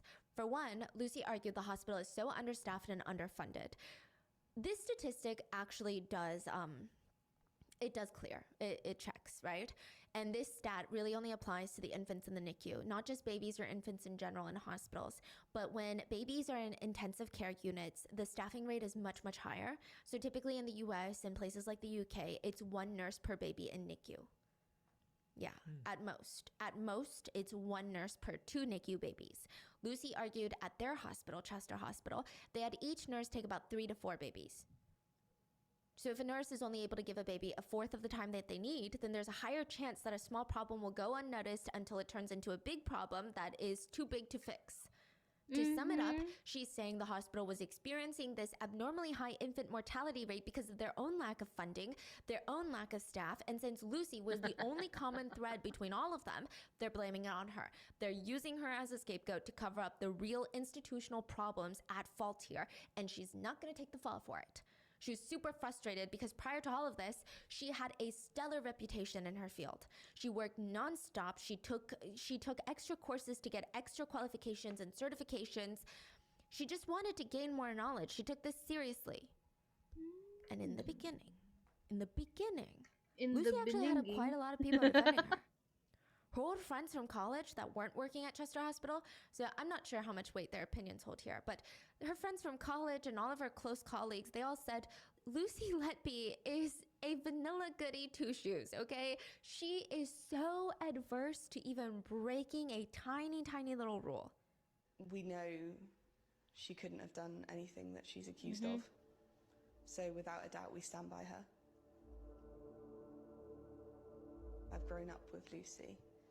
And not a single thing that I've ever seen or witnessed of Lucy would, I mean, if she's always at the hospital, let me for a moment then believe that she's she was got capable more of the things knowledge she was being than accused of. most of the utterly employees unshakable there. on this. So But she's got better, isn't it possible she's I guess, fooled you all? Unless Lucy turned around excuses and said, than I'm guilty, most of the I will people. never believe that she's guilty. If there's like a candy bowl that says take 1 piece, she's not going to take 2. She's just not. That's not her, okay? I mean, she's the most vanilla girl we've ever met. She comes from a nice family with 2 loving parents who are still together, a stable household. She wants to be a nurse. She's got blonde hair, blue eyes, a big smile. She's just, I mean, her idea of going crazy is, like, this is her idea of being unhinged. Sparkly eyeshadow and probably a shot or 2 of tequila. So anytime she texted her friends or coworkers about any problems she was suddenly having at work, all of them were backing her up. They're comforting her. Very They told biased her, because you know, those we are know her friends. that you would never do of something course. like this, and they're just being idiots. They're just being douchebags. They're trying to find a scapegoat. It's not you, it's them. It's deplorable what they're doing to these hardworking nurses these days. And Dr. Crush was probably Lucy's biggest support system. This is a fake name, by the way. I'm calling him Dr. Crush because it seems like Lucy and Dr. Crush had, in my opinion, workplace crushes on each other, to put it lightly. Yeah. Really? Yeah. So from the get-go, since baby Andy passed and baby Charlie passed, Dr. Crush was like right there to support Lucy. She would text him during or after her shifts to just talk about how stressful her life and her work has been. He was always very encouraging and he would support her. I'm going to read you some of their texts and you tell me what kind of relationship you think it is because it's very pertinent to the story later. Lucy texts Dr. Crush about how stressful work is and she texts him, we've lost 2 babies. 2 babies I was caring for, and now this happened today. It makes me think, am I missing something? Am I even good enough? Lucy, if anyone knows how hard you've worked the past 3 days, it's me. If anybody says anything to you about not being good enough or performing adequately, I want you to promise me that you'll give my details to provide a statement. I don't care who it is, and I don't care if I have to leave the hospital. You promise? Damn. Well, I sincerely hope I won't ever be needing a statement, but thank you. I promise. So when they say statement, I don't think that they were referring to a police statement. Well, maybe not. I think that they're just referring to like a charge against her license, like people accusing her of medical neglect or malpractice. Okay. Right. So it's not like, oh my God, you're a serial killer, I'm going to give them my statement to defend you. It's more like, I don't think that you're in a position where you committed medical malpractice, and I can vouch for that. Right. Do they work together or? Yeah, not as often, but they do cross paths, yes. And they do work on certain patients together. And he said, you are one of the few nurses across the region, and I've pretty much worked everywhere, that I would trust with my own children. Wow. She responds, No way. I don't know what to say. Thank you. Well, Then a little while later, Dr. Crush texts her. Am I right in thinking you've had 6 long shifts? No wonder you're tired. Yeah, but it's my own fault. I have hypothyroidism, so I'm just tired all the time. Can you take your annual leave? Is there anything I can do to help? Cake? Coffee? Thanks, but no. I do think that I'm going to be going on a trip with my parents. This was right before another baby collapsed. Baby Noah. Lucy was on shift for that. Which, side note, Dr. Crush got off work and left for maybe about 15-20 minutes before he comes back with a surprise for Lucy, and it's a box of chocolates. He texts her after, Lol. Oh, Lucy, you poor little thing. Have a cry. It'll make you feel better. You can take my car home if you're too tired. I'll arrange to get it in the morning. So sorry you've had a rubbish day. You really deserve a vacation after this horrible week. Guys, So I that's exactly deserve what a she does. vacation. She goes on vacation to Ibiza. You said baby Noah? Yeah. Holy, that's. Yeah. There were a few surviving babies. But what's crazy is it's not just baby A through Q. There's actually a lot of parents who Nurse Lucy was assigned to their baby, and thankfully their baby wasn't in the NICU, but they still had some sort of health problems while they were at Chester. So we really don't know how many. She weren't in that anyway, interested. She went to Ibiza. She stayed there for 2 those weeks, babies and the day at that she time. got back, another baby entered into critical condition. Baby Oliver was a perfectly healthy baby, but the day after Nurse Lucy got back on shift, he mysteriously and suddenly had a crisis. He was vomiting, his stomach was super swollen. His dad said he looked like E.T. and his veins were bright blue. Oh God. After Oliver passed, Lucy texted her coworker. Oliver was doing just fine, but he got a huge tummy overnight and it ballooned. There was nothing else that led to the collapse. I wish I was still on vacation. Then she texted with Dr. Crush some more about how sad she was and how hard her job was. Now this is what's so depressing. Oliver was actually one of triplets, identical sons. So he had 2 other brothers. They were all in the NICU. Oliver passed, and less than 24 hours later, his brother Peter passed away. And I'm just like thinking of the trauma of the parents, okay? So Nurse Lucy was in the room, even though she wasn't supposed to be looking after Peter. And it's weird, isn't it? Like when you really sit down and you think about it, it makes you want to raise your eyebrows at Lucy. Look, I imagine in the beginning, almost every single nurse was on Nurse Lucy's side because that's terrifying. Being a nurse, you've worked your ass off. You feel this intense grief every time a patient passes. It's not a field for the weak. You're overstaffed, you're underfunded, and now one of your own is being accused of being so negligent to the point of causing deaths in infants or going out of their way to kill infants. Every nurse probably had Nurse Lucy's back in the beginning. Because it's the feeling of, if that could happen to her, it could happen to me. I could just be accused. I've seen but one by nurses that are... The nurses had to ask themselves, sadistic. Is Nurse Lucy really innocent? Pink! Hot There pink! was a really creepy instance, okay? So I'm going to bring it back to baby Diana. Baby Diana was in the NICU when her condition suddenly worsened and she passed. It was devastating for Diana's mom in every way possible. She had gone through 60 hours of labor. And now baby Diana was gone.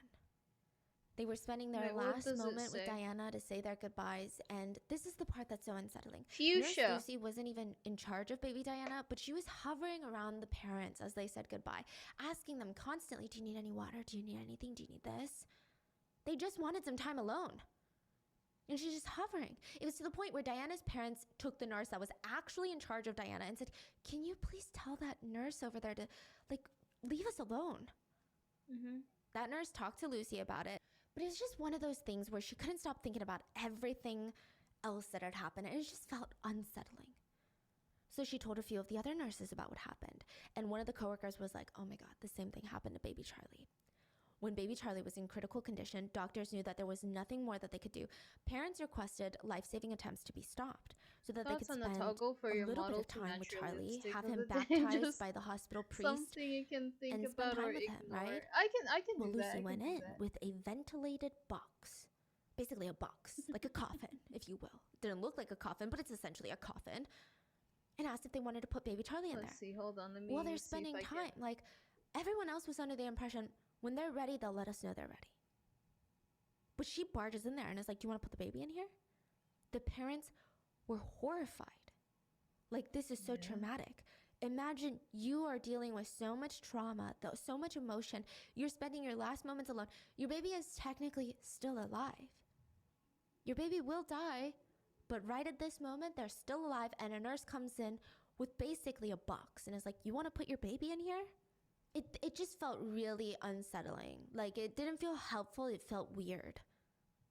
So they talked to their nurse, and that nurse had to talk to Lucy, and Lucy didn't think so, okay? She didn't think she was being weird. She texted her coworker, I was just trying to be considerate. Why do things like this always happen to me? So now the other nurses, they're getting fed up with all these little weird moments, and one of them thinks, you know what? I'm just gonna freaking text her. I'm gonna text Lucy, see her thoughts on the matter. So she texts, hey Lucy, there's something odd about that night and the other 3 infants that went so suddenly. And Lucy goes, what do you mean odd? We lost 3 and in different circumstances. I don't know. Were they that different?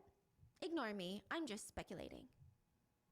I think that this is That's weird. crazy. And I don't know, maybe some people are just not as conspiracy theorists like I am, but I feel like if I was a nurse and these babies were dying, I would engage in this conversation. I would say, Please be why have safe. there been so many babies that have been passing recently? Like, you think that the hospital be executives are safe. missing something? Like, you think the doctors have done something? Like, what's going on, you think? You're saying Lucy's response was really odd, right? She was just like, what do you mean odd? They all died in different circumstances. Yeah. But I would be like, yeah, okay, now that you mention it, yeah, that's a lot. I don't know what's going on. Because every nurse feels different. So the way that Lucy responded, it just didn't sit well with the nurses. And then it happened again. So baby Elliot had blood coming out of his nose and mouth. Doctors and nurses immediately rushed in and tried to give Elliot life-saving measures. But baby Elliot stopped moving, stopped crying. They couldn't bring him back. His mom, Elliot's mom, was in the room watching the entire thing, and Nurse Lucy was one of the nurses that came in to help and try and save Elliot. So after he's gone, most of the hospital staff, they shuffle out, not because they don't want to be there, but they want to give Elliot's parents some time alone with Elliot. Lucy stays behind and offers to give Elliot a bath. His mom agreed since he had been bleeding, and I don't think the parents wanted to see him with blood on his body any longer. And Lucy brought out the tub, washed off Elliot's body, and Elliot's mom said, Lucy let me bathed him in front of me in the neonatal unit. After he was bathed, he was placed in a white gown, and I just remember being so thankful because we had no clothes for him because he was so little. But just like the twins from the beginning of today's case, Elliot's parents couldn't even go home to grieve because Elliot's twin Freddie was also in the NICU, and his heart rate was too high. His blood sugar was way too low. How evil do you need to be after you kill one of them and you see what the parents are going through and then you do that again? Yeah, that's why I'm saying she's like a grief vampire. It's like she gets off on the grief. That's the only way in my head I can explain even the hovering. That's what I've been around the trying to parents say. as they grieve. She likes it's it. like she's soaking in grief, and it's like energizing her, or like it's an addiction. It's just so sick. Yeah, she's feeding off others' pain. Yeah, which is, I really don't know what kind of person that would have to be, because most people are generally very uncomfortable when they are confronted with such strong grief. Either they feel that grief rub off on them and that makes them uncomfortable, or they don't know how to respond in a way that can help that person, so it makes them uncomfortable. This is like just so against human nature. So Lucy was taking care of Freddie's blood sugar levels when it happened. The doctors tried to give him sugar water to try and help. Lucy texted one of the other nurses on shift. Did you see what his blood sugar was? 1.8. Both nurses chatted for a while about how they hoped Freddie would get better. And then Lucy said, I'm off soon. that's what I'm saying earlier. She enjoyed seeing them suffer. So after work, Lucy would So go they to these take salsa away, classes. she takes them, and then she got a text. She takes away their happiness. Freddie's more and stable she now. just They're doing goes tests like, to find out what happened. Oh, are you okay? Good. No response. She loves Lucy it. texts back 3 hours later. I wonder if it's like a different sort of problem, like a hormone problem. I hope they can get to the bottom of it. A lot of people think that this is her trying to come up with answers since her attempt at killing him didn't work. Do we know how every baby go through? Okay. Yeah, so we do know it's... See, the part that gets tricky is I almost want to say allegedly, and that's not me saying that this crime is up for debate or it didn't happen or Lucy's not the culprit. But I want to say allegedly because prosecutors can only speculate how she did things based on the evidence. But since there were no eyewitnesses and no CCTV cameras, it's just one of those things, right? Prosecutors believe that she did it in some really sick and twisted ways. Sometimes she would... Her favorite thing was to inject air bubbles into the babies. Oh, God. So, you know how when you get a shot, they make sure that there's no air in there, right? So an air bubble, like when you're talking about skin, it's fine usually. But when you're going into the vein, into like the bloodstream, air is absolutely not okay. Air bubbles in adults, full-grown adults, can kill them because that air bubble doesn't just disappear somewhere. It stays there. And if it blocks blood from going into your heart or to your brain, you could have a stroke, you could die. And just think about how tiny the blood vessels for these infants are. They're not even like 4 pounds. So air bubbles, they can kill adult beings. Think about what they can do to a newborn baby. Then if sometimes she didn't feel like doing that, she would inject air into their stomachs via their feeding tubes, and it would cause their stomachs to balloon, and that's why one of the fathers said he looked like E.T. And that can really crush like their diaphragm and all these other things so that they can't breathe. There was evidence of physical assault in some cases. They believe that she would take medical instruments and or tools. She would take the feeding tube and jam the feeding tube directly into the throats of the babies, and that's why some of them were bleeding from the nose and the mouth. One of the babies had liver damage that was so intense that doctors said they only saw that type of liver damage in children who had been in very bad car accidents. Sometimes she would just add a ton put of on insulin lipstick to their feeding tubes as well, killing them. And it does seem like sometimes she would just literally take out their breathing tubes. Wow. I just, it almost sounds like she's like trying whatever she can think of on these babies. Yeah. And then I imagine sometimes if someone survives, she probably will try something else on the next baby. Yeah. And like, okay, I really don't like to relate cases to my personal life because I feel like there's nothing in my personal life where I've dealt with that can in any shape, way, or form compare to the grief that a lot of these victims and their families have felt. But we recently went through something with my sister where my niece was in the PICU. She coded multiple times. Her heart stopped multiple times. So like the trauma that has left on our family, especially my sister and her husband, even now, tiny little things trigger her trauma. And to see my sister in that level of pain, and Mia survived, thankfully. So it's just like, I can't even begin to amount how raw and visceral this pain must feel for the parents. Thankfully, Freddie survived, and the doctors, they chalked it up to an imbalance in insulin in his body. Weeks later, Dr. B would find out the truth. He would be in his office again looking over paperwork when he found something interesting. Baby Freddie's insulin levels were high, but his C-peptide levels were not high. So think of insulin and C-peptide like a couple in a honeymoon stage.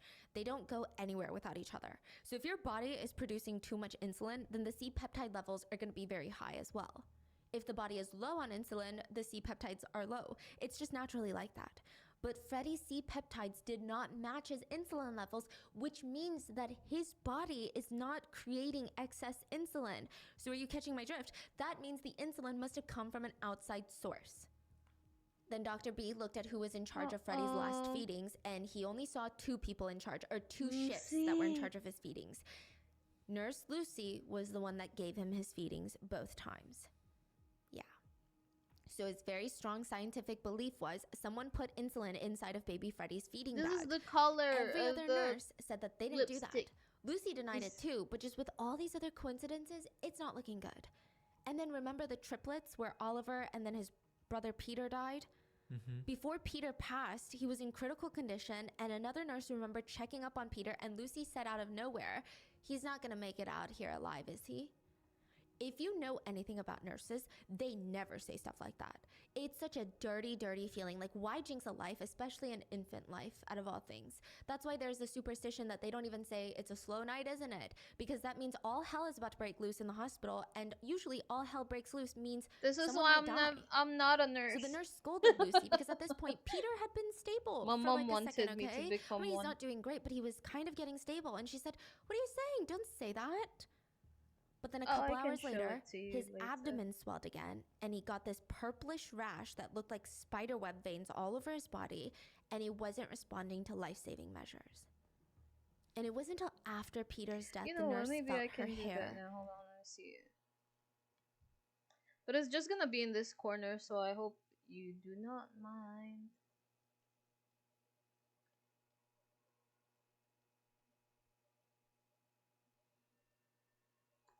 Yes.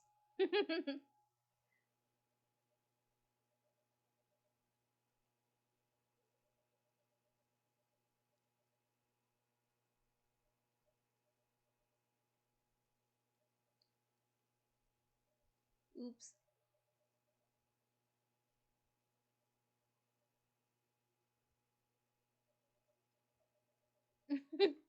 I stood up. I stood up! So you can see!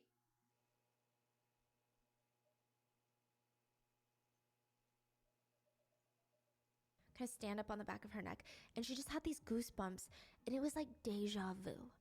She remembered just a year ago when baby Charlie wasn't doing well. He was stable, but he wasn't doing well. Nurse Lucy was helping monitor She has Charlie, and she legs, looked oh over my at God. this nurse and said, "I don't think he's gonna make it out alive." And she remembered how gross it made her feel because, like, again, why would you jinx that? But then she also remembered so vividly I how have Charlie noodle would legs. not make it out alive. And now neither would baby Peter. And now whenever smiling, happy Lucy walked by, all the nurse could see was just this thick black cloud, like a bad omen. But Lucy would be busy texting her colleagues. I keep thinking of them in the cot together. Oliver and what? Peter. They were together, Oh. yeah, at one point. So peaceful, yet beyond words for how awful it is. So sad. The family all thanked me when I took baby Peter and dressed him. 2 of the 3 triplets died, and Dr. B was going insane. The hospital executives still refused to believe that a nurse could be involved. Mainly, they were concerned that this rumor was false and Lucy was going to sue the hospital. I'm just going to give you an example about how big this fear was for them. Dr. B sent an email to one of the executives after baby Peter died, and he Look, said, "We still need I to talk went about to Lucy. I college. believe we need help from outside My mother agencies. was like, At the moment, should we're be a all under nurse." suspicion, and And the I was only like, agency who can nah. investigate every single one of us, I believe, is I the am an police. artist. I think we should proactively You make me a seek their nurse, I'm help." gonna make their The intestine like executives star responded, shaped, "Action arranged is that being way. taken. All emails Don't make cease me a nurse. forthwith." Basically, don't be emailing that because this could come up in a lawsuit. Don't be emailing Lucy's name because if she sues us, this could be discoverable in a lawsuit. But 4 doctors, Dr. B, the head of the neonatal unit, Dr. J, the one that walked in on Lucy acting busy, and 2 other doctors, they refused to back down. The hospital executives, they even try to put their own minds at ease by calling the Royal College of Pediatrics and Child Health. So this is in the UK, hence the Royal College, So I right? said, like, Executives asked them, review the services that I are do being not provided want in to the NICU become unit. a nurse According because to some nurses, Lucy seemed a little bit uneasy. all when I they know were is like investigating. art. And they said that and for whatever reason, when anyone patients outside are the hospital, not even if they called like an ENT supposed to specialist for the be babies, Nurse Lucy art, would look around several times and just subjects, constantly ask, like, you know? who are these people? Who are these people? It just seemed odd.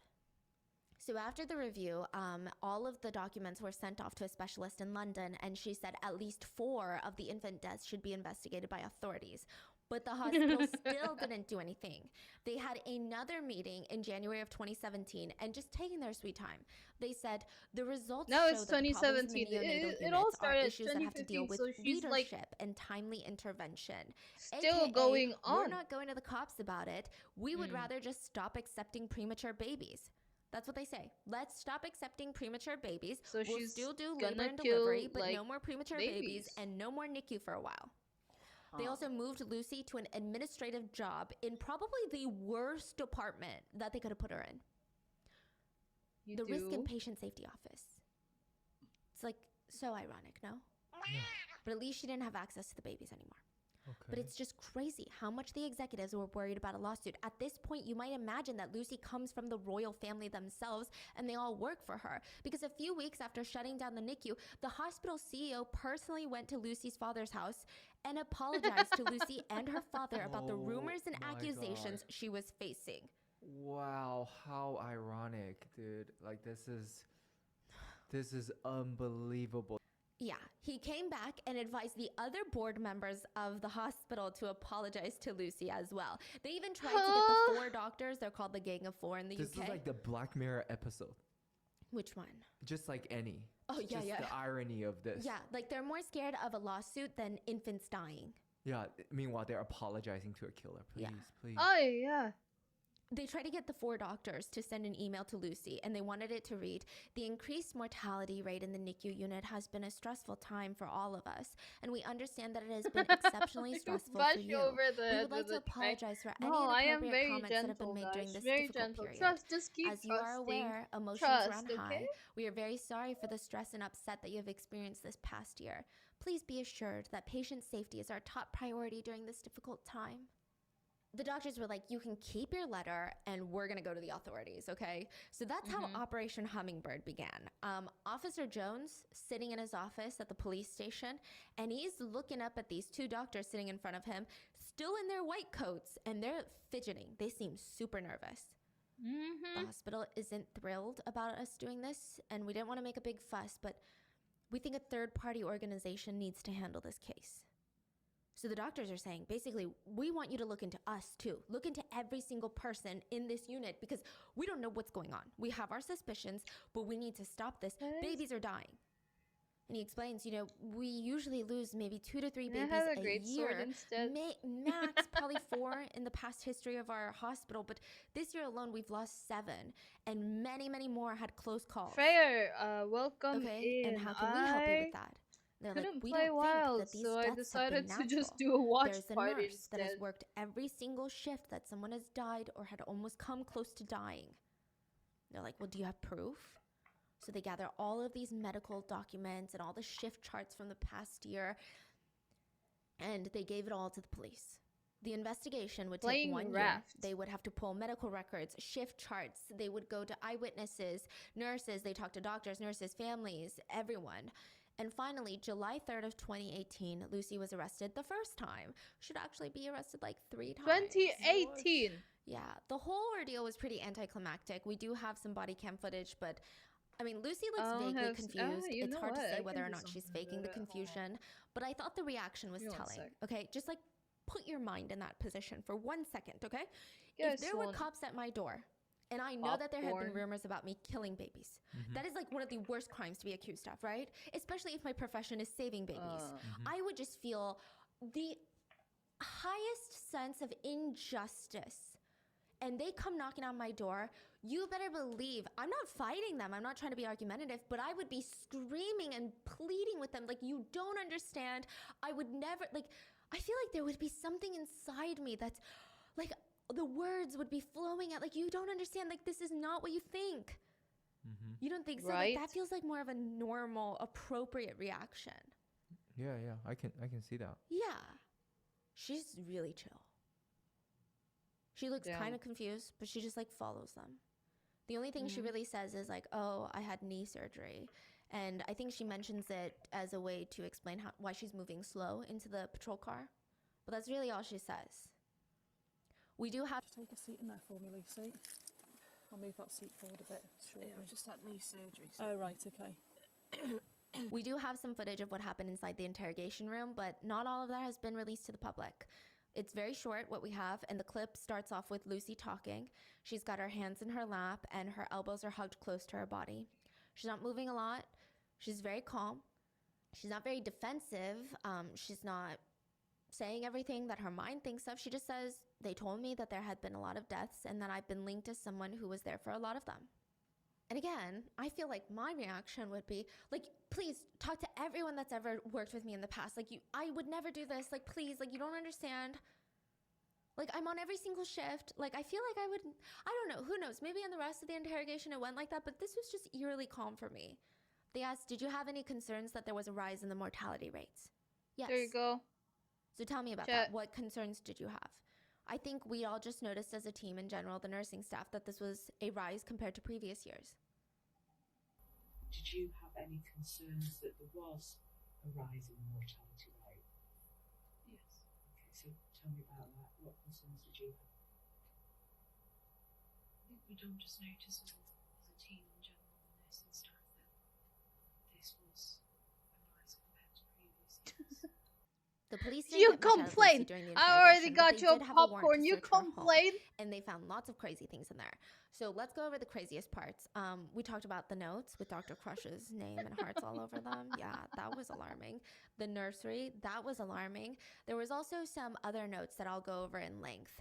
But one thing is, Lucy still maintains this narrative to this day that she is innocent and that she was a scapegoat for the hospital. So just keep that in the back of your mind while I tell you everything that they found in her home. Medical documents. When authorities searched her home, they found multiple sheets of medical records for more than one baby that passed. This is super illegal. Nobody is allowed to take home patient records. Nobody is allowed to take home strictly, I mean, imagine all the violations. Just because you're my nurse, you can have all my medical documents hidden under your bed, because that's where it was hidden. It was hidden under Lucy's bed. Yeah, oh God. I don't think so. I would be very uncomfortable if my doctor had my medical records under their bed, or my nurse. Even if the patient is just a baby, even if the patient has passed, you can't just take home these records. Right. Authorities believe that these were her trophies. You know how serial killers bring something from the victim or the crime scene, something to remember each kill by? They think that this was Lucy Letby's trophy stash. They said it was hidden under her bed. It was almost like a sacred place because even her bank documents weren't even under her bed. Like things that most people would typically prioritize more than like random scraps of papers from work. Because that's how she tries to claim. She's like, oh, I must have accidentally had them in my pocket and then brought them home and then never got rid of them. Yeah. But she actually moved houses in late 2015. So that means she also brought them to her new house and then forgot to throw them away. When she was confronted with that, she just said, oh, I just like to collect paper. Like I'm kind of a hoarder. It's not because I'm like looking up the families on Facebook. Because that's what she was doing. Wow. Holy. I don't know how she was able to try and even look the investigators in the face and argue this, but Lucy Letby looked up a lot of the parents of the baby's victims on Facebook, and this is the disturbing part. Okay, this is why I keep thinking of grief vampire while I'm researching this case. I just keep thinking of like this image of someone who gets off on people's grief, like someone just standing at a funeral, like bro, let me give you soaking in all this energy. She would do this around baby death anniversaries for these victims, because parents will usually post like, it's been 1 year without you, it's been 2 years. It's a moment of grief and reflection and love and all these complicated emotions. And during the holidays, which is another moment for families to reflect and talk about these types of things. She would look up the parents every so often on Facebook. And when I say every so often, that sounds like once or twice a year. In 1 year, it was like 2,300 something times that she looked up parents of the victims. How many times? 2,300 something times. 1 year? Oh my God, obsession is real. 65 days. Yeah. Yeah. So it's like 4 times a day. Yeah. Hold on, guys. I'm getting salt for you. I mean, she claims that she just I'm being remembers nice these right now. patients and wanted to see how they're doing just because she's a caring nurse. But I don't know, 200, 3,080 times in a single year is just unhinged behavior in my very personal, non-professional, very free advice and opinion, that is unhinged behavior. Yeah. I'm That's getting not you even the some most damning thing salt. found Stop in her house. complaining. The notes. Lucy was an avid note taker. She kept a diary, a planner, and she wrote a lot of sticky notes, and she never threw away any of it. Another slightly unsettling detail, at least for me, was that her diary was just super, super meticulously organized, like color-coded with different colored asterisks. She had some sort of meaning behind every color, every different code was something. Salted Authorities butter. believe that the highlighted dates in her diary were significant events that were related to her crimes. The contents of her diary have not been released to the public, but her little notebook scraps, her journaling scraps, sticky notes, they were released, a few of them. Another unsettling thing, they're not that easy to read, not in the sense that her handwriting was messy, but Happy so now? sometimes she writes I left gave to you right while she's writing. popcorn, But then she'll go and in and butter fill over and the salt. leftover There you go. spaces in between the words she's already written. Or on top, like, you know how there's lines? She'll write in between the lines a whole nother thought. Sometimes she writes words on top of words. So it's kind of difficult to pick up her whole coherent train of thought. But one sticky note that has made its rounds on the internet has been decoded, and it reads in full, "I am evil. I did this.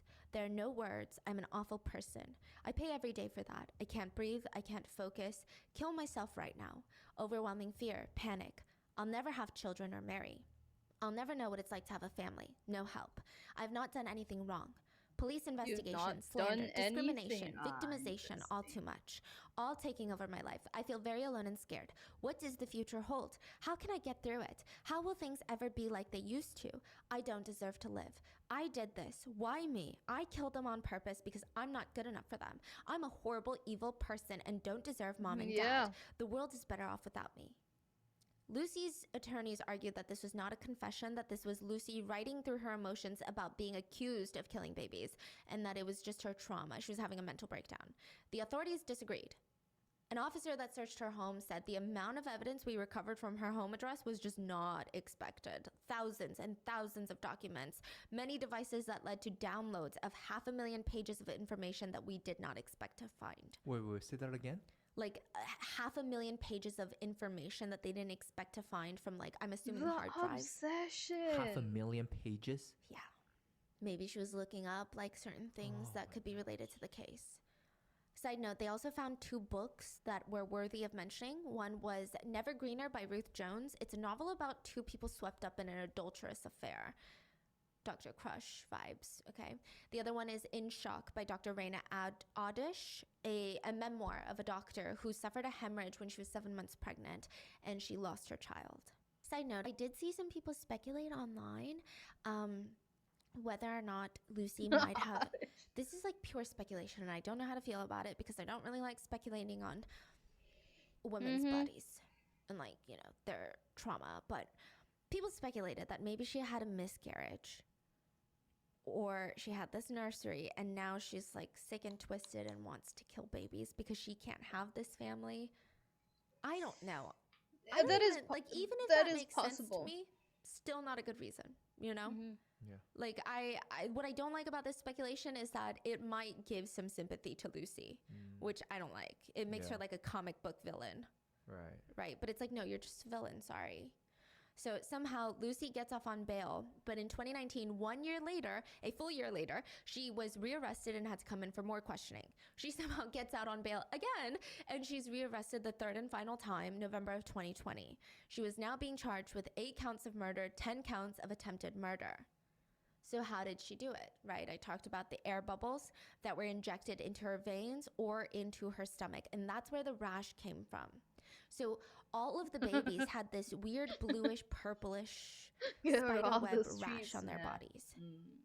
So it's speculated by experts that those were the air bubbles. So it would trap the blood, and then blood couldn't travel. Whoa, right. Yeah. But I don't Lucy would even continue go to argue near that she didn't babies, do any of that, and she was just a scapegoat.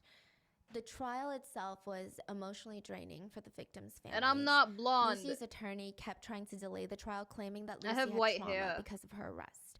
It was it's just rough for the parents. Her attorneys claimed that she had PTSD, so she was allowed to bring in a comfort blanket and a small stress toy to the trial, which to me, don't get me wrong, as someone who deals with a lot of anxiety and other mental health issues, okay, I'm like, yeah, I like a comfort blanket. I like a stress toy, right? But Right. imagine like, who brings that to trial, first of all, okay? And then imagine the parents and how they feel.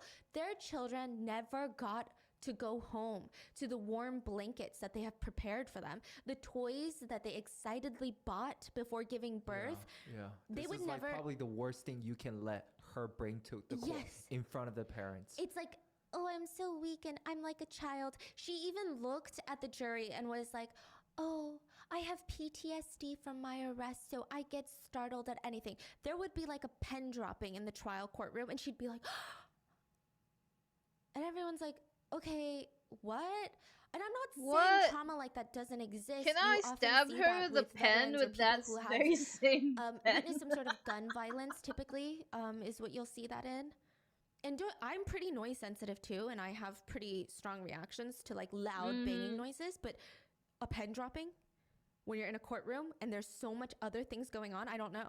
I might look, but like, it was weird. Stab her Everyone was neck like, with the "It's just pen. really not. It was gross. Yeah. So the killer was just sitting there clutching a stress toy because she had PTSD from being arrested. Damn. Some of the most notable things to happen during the trial included Dr. Crush taking the stand and stating that he didn't believe Lucy was in love with him. Lucy also testified to say that she didn't love Dr. Crush and only ever saw him as a friend. She ain't got no neck. Which I don't even know if I've ever written my own husband's name with a heart next to it in a journal somewhere. Like, okay, but also to do it over and over and over again, like, that's not even love. I don't know what that is. That'd be just creepy. The prosecutors accused Lucy of killing all those babies to get Dr. Crush's attention. They said Lucy put those babies in a crisis situation because it gave her something to talk to Dr. Crush about. I don't know. I feel like it's like way more than that. Like the way that she looked up all the victim families, you know, just the things she does, like even writing letter to the family, getting their fingerprints and footprints. Like she's doing more to get some reaction out of them. You know? Yeah, it's Whoa, like, I feel like there's being rude multiple to me. things I wrong with offered her. you food. So on like, one hand, here, she food. gets off on grief. On the other hand, she wants people to almost baby her. Oh, like, thank you for doing this. Oh, thank you so much for this. Even the whole comfort blanket, it's like she wants people to baby her in a way. It's weird. Or do you think even like those things that she does is also just to bring more reaction out of the parent? Here's a footprint. Like cry more. Yes, you see them like get more sad receiving that. Even the comfort blanket, Yes. that would have a reaction. Maybe of the letter is parents. same thing. It's like She bring likes them into that. state She of likes mind. all of those things. She was sentenced to life in prison with no chance of early release. The judge said that Lucy was especially cruel because she was the person that was supposed to take care of these babies.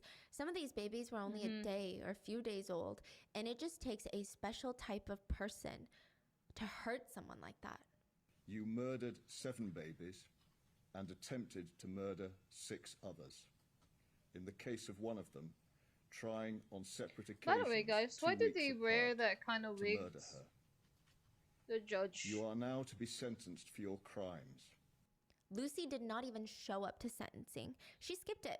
Like, she's just casually skipping class. Okay, the victims' families found it incredibly disrespectful. It felt extra gross. It's like, oh, if I show up to the trial, I can try to get the jury on my side. But they've already decided, so no point. I didn't know you could skip that. Yeah, well, she had to go to the courthouse, but she was kept in the little prison jail holdings that they have down there.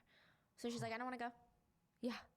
Because her sentencing is going to be her sentencing. It's not like because she skips it, it's not going to happen. It's just going to happen without her. But the fact that she didn't go is just so gross. It's like she doesn't need to try and show up unless it helps her. Unfortunately, the one question that the trial didn't adequately answer, at least in a lot of people's opinions, was why the hell did she do it? Can I join that ranked prosecutors argued that she matchmaking? did it for Dr. Crush's 3,000 years attention, old but I though. feel Is like, that again, okay? there's so much more to it. I think that's why this case went as viral as it did. I think everyone was sort of waiting for some sort of motive so we could wrap our heads around it. But that didn't even come during the trial. Some argue that it was Munchausen by proxy. She wanted babies to die so she could text her coworkers and friends about how hard her life has been. She wanted sympathy, attention, and praise from everyone around her. That could explain why she often texted her friends and coworkers about how bad her shift was going.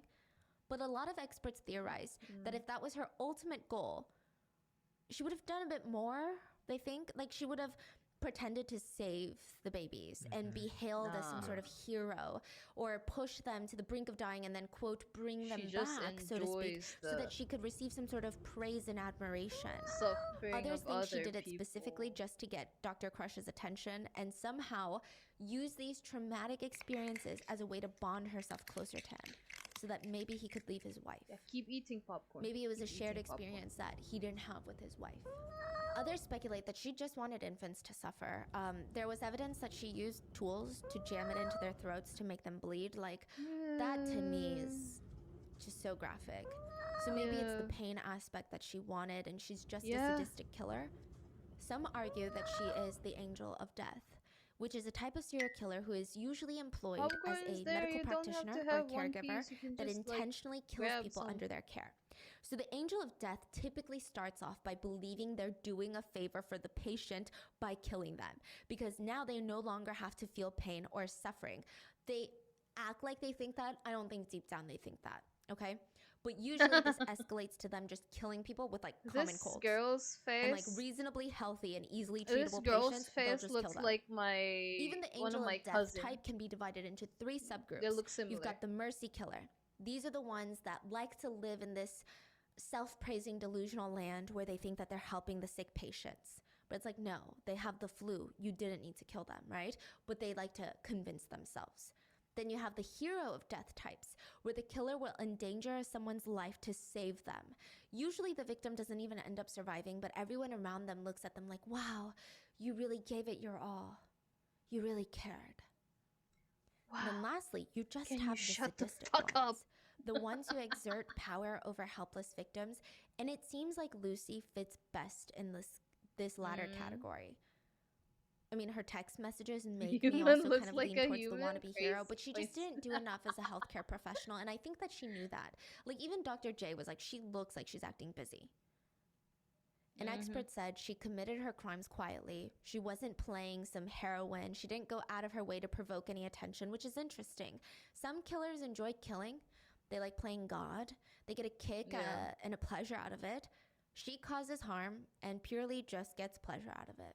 Yeah, that's what I think too. As I'm listening is, I feel like she has zero care for these babies. Yeah. She doesn't even see them as humans, or she doesn't care about them. I think her goal is not even killing. Her goal is to see other people suffer. So the parents and everyone else suffering. And the kids are the collateral of her trying to see other people in pain. So she goes for the twins. She goes for the moms again and again and again.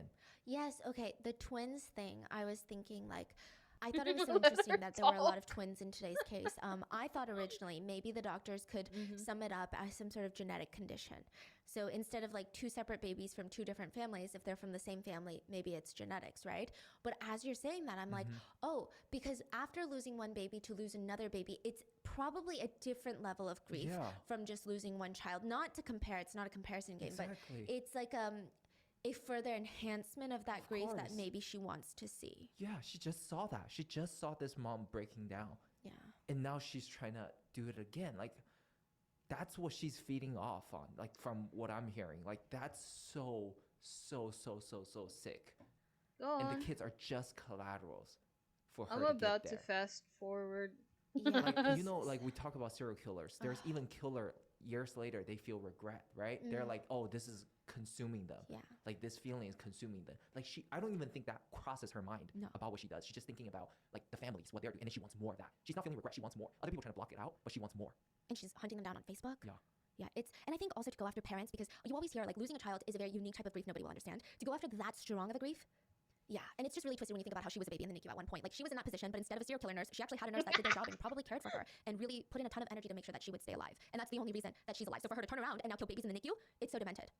So as of right now, Lucy's parents firmly believe that she's still being framed for the hospital. At one point, Lucy's mom was so upset she offered herself up as tribute, and she said, no, this can't be right. I did it. Take me instead. Which, you'd be surprised. There's actually a couple more people that defend Lucy. She's got quite a bit of supporters. Most of them are her old friends who knew her. And one former friend said, unless Lucy turned around and said, I'm guilty, I will never believe that she's guilty. She is kind, gentle, and soft. And I can speak for my whole friend group that we just know that she couldn't have done anything she's accused of. So without a doubt, we stand by her. I grew up with Lucy, and not a single thing that I've ever seen or witnessed about Lucy would let me to believe that she was capable of something like this. I don't know. Maybe they got swept up in Lucy's arguments about how she was the scapegoat. I have to admit, some parts of her arguments, I was like, okay, yeah, I could see that, maybe not in this case, but I could see it. But how can you argue the hospital's mortality rates after Lucy was fired? Before baby Anthony died, the infant mortality rate at Chester was in line with the national average. Then it spiked to 7 a year when Lucy was working there. The infant mortality rate after she was fired and arrested went back to 1 per 1,000 births. As of right now, Lucy is looking for a retrial. This was suggested to me by one of my friends. The more information that comes out. This is my first time watching the overwhelming emotion that her. I felt when I first held Charlie. I understood right then and there the bond and immediate love between a mother and their baby. The way he smelled, the feel of his fine hair on my chin, my tiny feisty boy, my firstborn, my son. The trauma of that night will live with us until the day we die. Knowing that his murderer was watching us throughout these traumatic hours is something out of No! I blamed myself entirely for his death. I still live with the guilt that I couldn't protect him in pregnancy or in his short life. And in my darkest moments, I would open up Charlie's memory box and I would smell his familiar smell and I would touch his handprint. His hand and footprints were made into a pendant and I wore them around my neck. It made me feel closer to him. When Lucy Letby was first arrested, I felt like the first few memories I had of my son were tainted. She had taken those footprints. I felt so conflicted I stopped wearing my necklace. But now that we know as much about my child's death as I believe we will ever know, I feel I'm able to wear his hands and footprints again for the first time in 5 years. I now know that they represent the love I have for my son, and I will not allow evil to take that. We get what? Coffee house crime. There we go. Coffee house crime. Oh, this is in my country. Red zone of the Philippines. Anyways, let's go and check other things.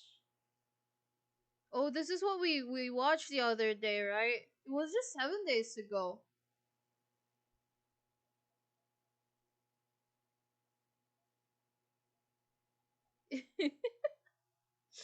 Okay, guys, are we getting Monster Hunter today? Let's see if it works. Let's see. One.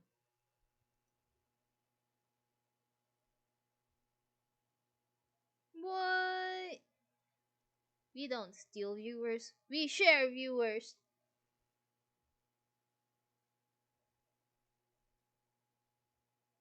I don't know why he's giving me a shout out.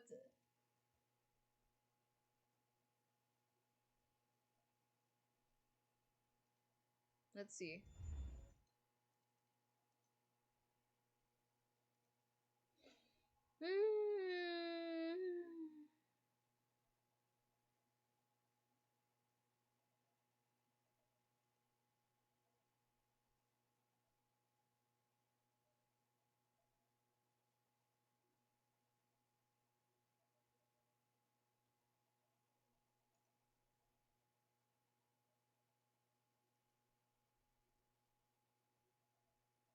Yeah, but I have never set it up yet, and it's cause I was changing outfits.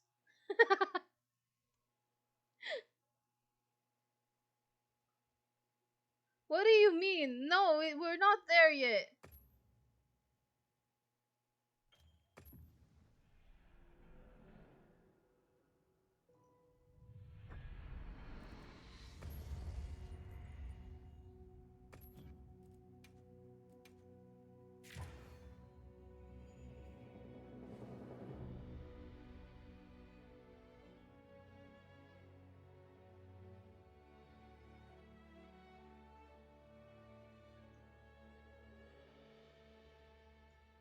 I'm gonna remove lipstick.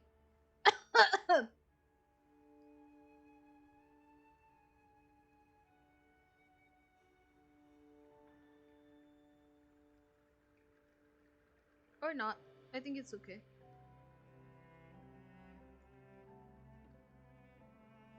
It just stays offline.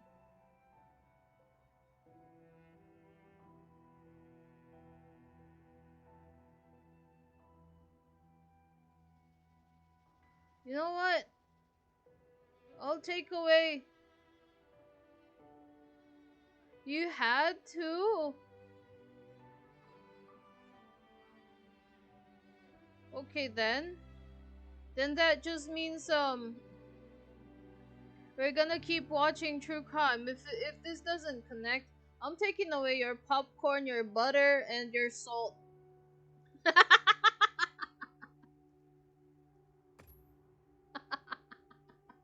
Oh, wait, let me give you your salt. There you go. No, the single player offline mode doesn't have the arc weld that I want to kill. Wait. Yeah, no, okay, we're back here. Here's your salt, your butter, and your popcorn. There you go.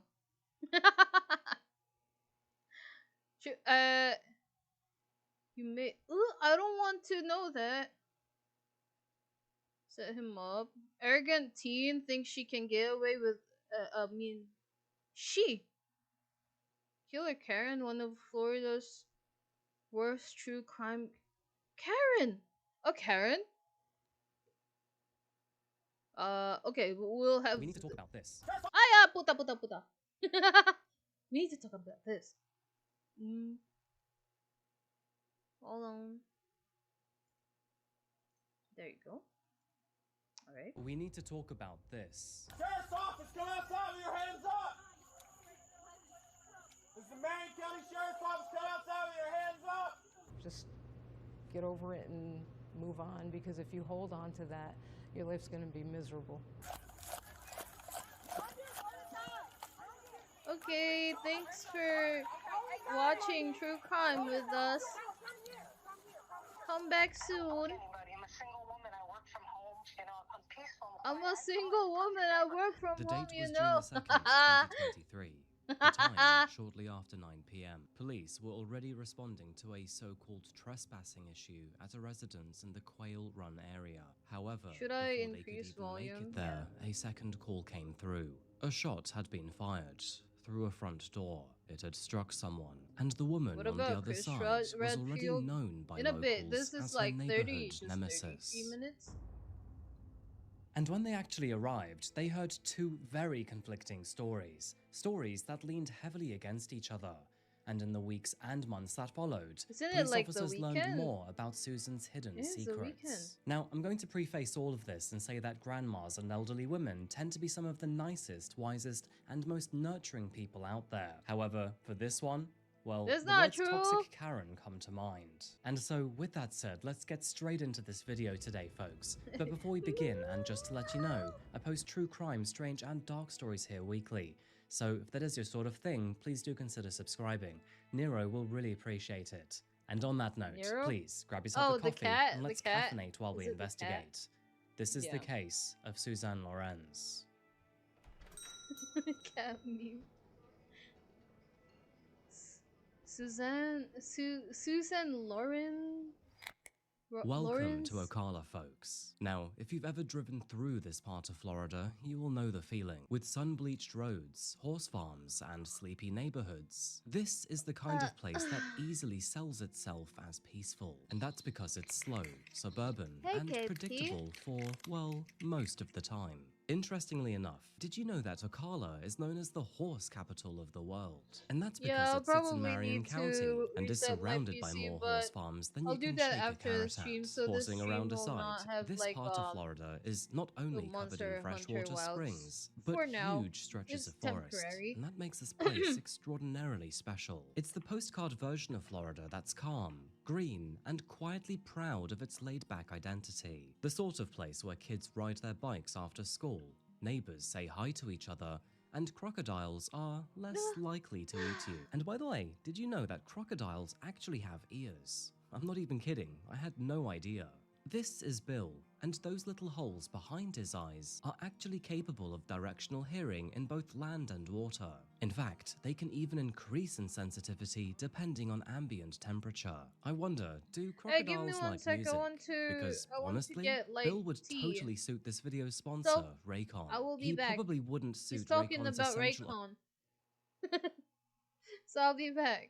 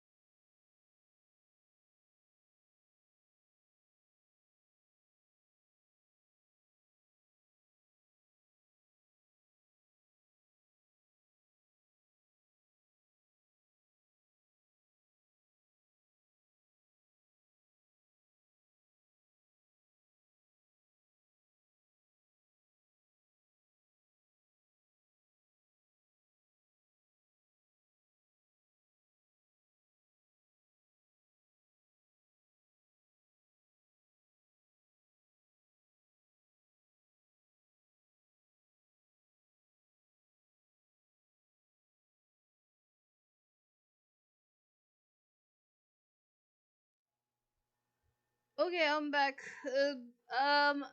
There's no more tea, so I just drank water. I mean, water is good, but yeah.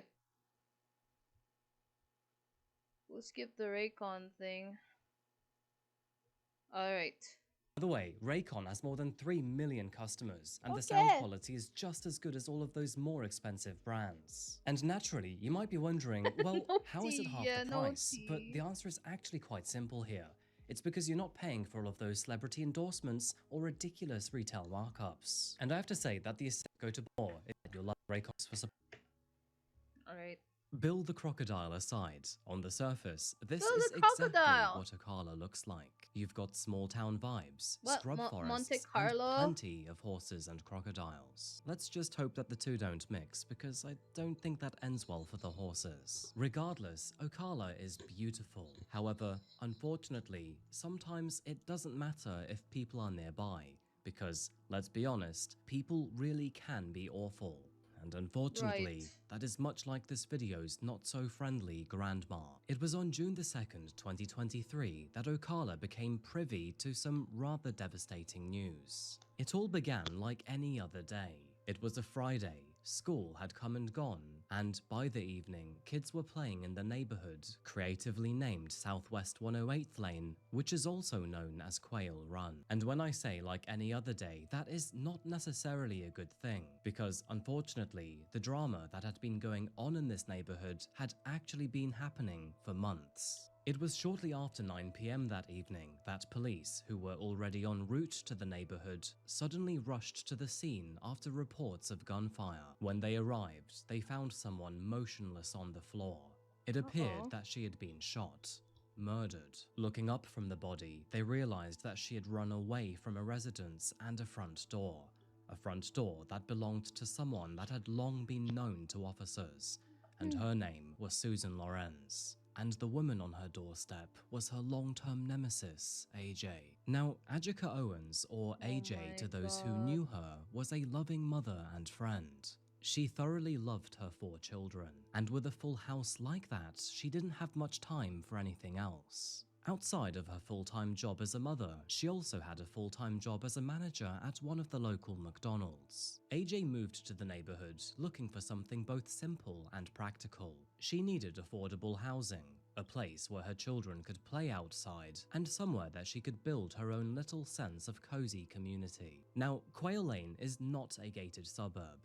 It isn't fancy. It's not fenced off, and it certainly isn't pretentious. It's mostly just a cluster of quadplex-style units that share grassy areas and open streets where children can naturally play.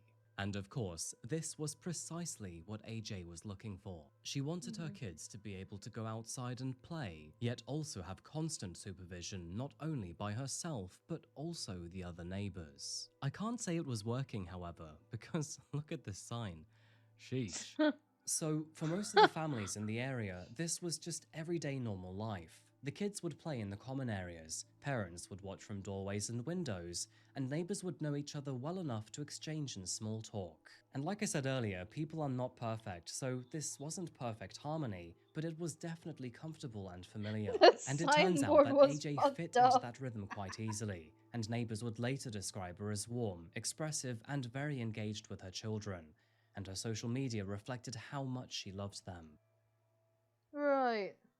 You can see it right here, celebrating school milestones, posting silly pictures, and showing pictures of ordinary moments. Just normal things like at the beach and in the front yard. She was building a life that, from the outside, looked both earnest and hopeful. The kind of life that relies on family and community. However, here's the thing about living close by to other people. The same proximity that creates community can also create friction.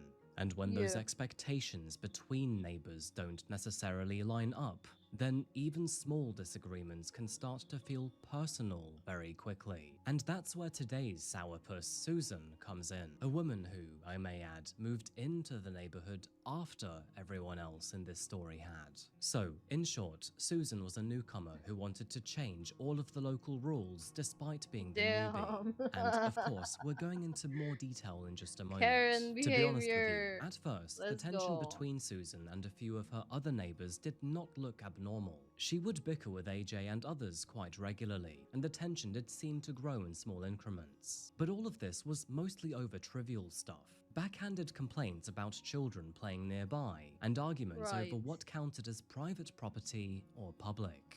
In addition to this, she would also make repeated calls to the police about their behavior that many other neighbors would only see as normal childhood activity. From AJ's perspective, this was a neighborhood where kids would play outside because that was simply what kids did. But from Susan's perspective, that same behavior apparently felt like harassment, intrusion, and even threats. We'll get into that more in a moment, but for now, it is safe to say that, at this stage, the feud was mostly contained to arguments and occasional police visits. No one was physically harmed, no one was dead, and, on paper, it may have even looked like the kind of petty dispute that happens everywhere across America. However, by the year of 2023, it was no longer about noise or territory anymore, but more about dominance and control. Now, we have all been there before, and unless you live in the middle of nowhere or in near total isolation, you will know exactly what I'm talking about. Either the neighbor's dog won't stop barking, someone thinks the shared parking spot is actually secretly theirs, or somebody's playing music too loud. I'm looking at you, Nero. Either way, this is just merely part of life. But here's the problem. When those annoyances don't resolve, they accumulate instead. And in the moment, it's no longer just about that one single disagreement, but all of the ones before it too. And eventually, AJ and Susan were reacting to their own versions of each other. Versions that they'd been building in their heads in the weeks, months, and even years of bickering. Yeah. By 2021, deputies were now responding to dozens of complaints made not only by Susan, but even the other households. They were essentially babysitting over arguments about noise, space, and behavior. And the thing is, it always seemed to come back to the same thing, that Susan was angry at the children playing outside in the shared public area outside of the quadplex-style units. Now, for most families, this was simply how the neighborhood functioned, because, reality check here, it was shared space. There were no large private yards or neatly separated zones either, and so the grassy common areas and nearby streets became the natural place for the kids to play. And for AJ, that space was almost necessary, because living with 4 children in a small home was not going to be comfortable. And if anyone in that household wanted a moment of peace, they would have to step outside to achieve it. But for the grumpy old Susan who lived by herself, that idea of sharing the grass that she would occasionally hobble over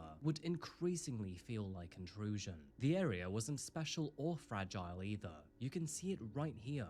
And honestly, it was just a patch of grass. Reports would later describe Susan calling the police numerous times over children that were running near her residence. She insisted that the space was private, and that the children's behavior was clearly harassment. In fact, back in February of 2022, Susan had dialed 911 to claim that she had been, quote, battered during an argument about a dog being on her property. She even alleged that AJ threw a no trespassing sign at her, which then struck her in the leg. And she also complained that the children were, oh my word, always playing games. The lady across the street on the phone hit me with a sign.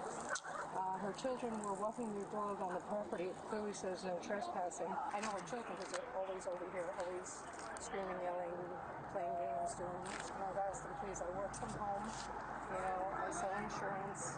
I'm very quiet, I don't bother anyone. Now, deputies who arrived at the scene would later observe no visible injuries. They also decided to make no arrest either, of course that being due to conflicting accounts and a lack of witnesses. It is safe to say that this incident did not resolve anything, and simply added another layer of resentment instead. And I'd like to highlight here that the property was not private whatsoever, and Susan did not own the land either. She was merely renting. More body camera footage would later show a familiar pattern.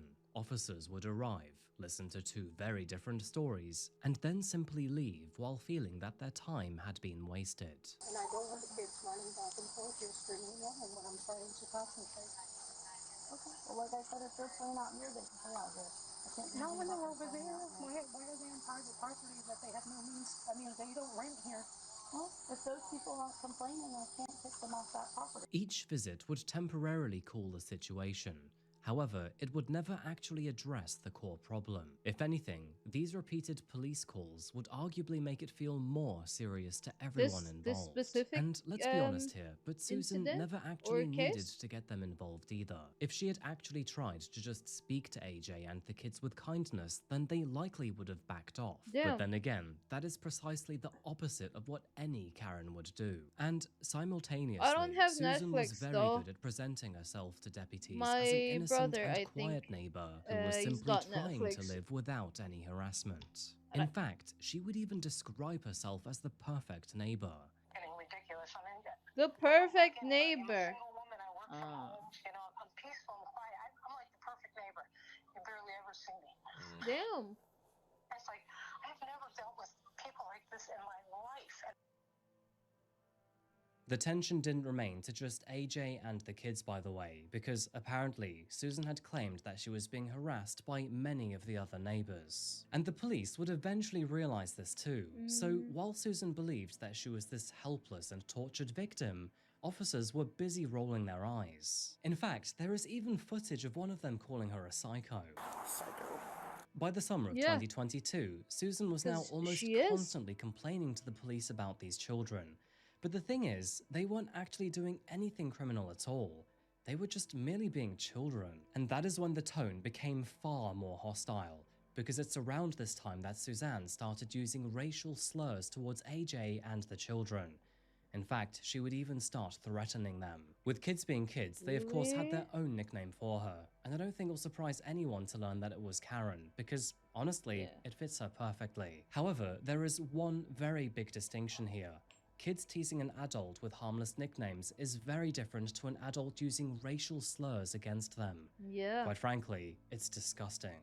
And that shift is very important, because while Susan would amp up her own aggression, she would also increase the amount of security in and around her home. Things like installing additional locks and chains on doors, and even cameras that she could monitor from What her is she phone. thinking Now, they're kids? of course, on their own, these steps could be seen as cautious or maybe even sensible. However, in the context of a long and heated neighborhood feud, they would also suggest a mindset that was increasingly focused not only on defense, but also potential threat. And what's more, that is when she began to research and even buy multiple firearms. Now, firearm ownership in Florida is not unusual. In fact, if anything, it's common. But again, given the context, it did suggest that Susan was predicting that something terrible might happen. It was also around this time that Susan began to research two things in particular. Not only would she look up self-defense laws, but also Florida's stand your ground provisions, meaning that she was quite literally familiarizing herself with legal justification to use lethal force. Meanwhile, for AJ and the other families on the block, life would mostly continue as normal. Children played outside, their parents supervised casually, and people just got on with it. The disputes were probably frustrating for many of them, but for most people, life was much bigger than that. Being a normal, happy, and healthy person meant that they had a lot more to focus on. But for Susan, who was not only bored but also frustrated with her life, that would spiral into her worrying over her own safety. By the spring of 2023, the neighborhood was thoroughly sick of her, and although AJ was still her favorite target, she was now claiming that other neighbors were harassing her just as much. And to make matters even worse, Suzanne had also recently purchased two firearms, one being a Remington and the other a Ruger, both of which were kept fully loaded in different rooms of the home. And so, by June of 2023, all of these ingredients to this horrible cocktail were there and ready, including a long-standing feud, fear, obsession, and total delusion. And tragically, it would only take a few days for irreversible consequences to happen. I want to say I just saw the emergency. 1662 Southwest 157th Place. Oh my God, this lady just tried to break down my door. I shot through the door. Oh my God. What is this, bipolar disorder? You know, when they think that they're like people are June hostile 2nd, towards them. 2023, at 9:01 p.m., Susan Bad dialed acting? 911. I She see. claimed that her home was being broken into, that she was scared, and that she had shot someone. We got a pole! We got pole! Emergency responders arriving at the scene immediately knew that they were dealing with a potential murder, and as they approached Susan's home, they also knew that she was armed and emotional. Really? Show me your hands! Show me your hands! Turn around! Turn around! Where's your gun at?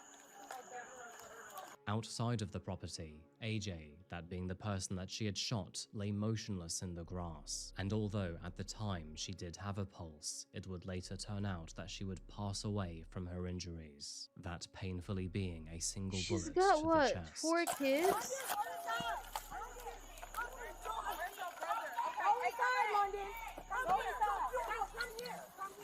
Damn. Susan had shot AJ through her own front door in the company of her children who were standing nearby at the time. And by the time that police had arrested Susan, the rest of the neighborhood were now watching on in horror, with Susan's kids audibly crying in the background. Yeah, she This got feud, kids. which had started years Crazy. prior over kids simply playing on public property, had now escalated to the death of a mother of 4, who were all now left with their worlds shattered. You're fucking done!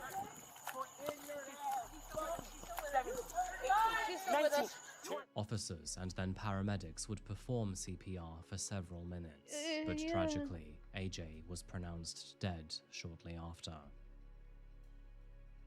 Now, according to people at the crime scene, children had been playing nearby that evening when Susan all of a sudden came outside, picked up one of their tablets, and then threw it across the patch of grass. And if that wasn't bad enough already, she then reportedly threw an umbrella and even a roller skate at them. After hearing about the commotion, AJ, who was quite understandably angry that an old woman had thrown a roller skate at her child, then walked over to Susan's property to talk about it. She then knocked on Susan's front door, or from Susan's perspective, aggressively banged at the door as she tried to break in. That is when Susan dialed 911 to report the incident. Interesting. And then, Crazy not even lady. 2 minutes later, then picked up the gun and fired through the front door. To break that down into a little more detail, it was inside the residence that Susan retrieved her Remington firearm, and then, with the front door still closed, fired once through it. It is worth highlighting here that the front door always remained closed, and neither of them ever had any visibility on each other.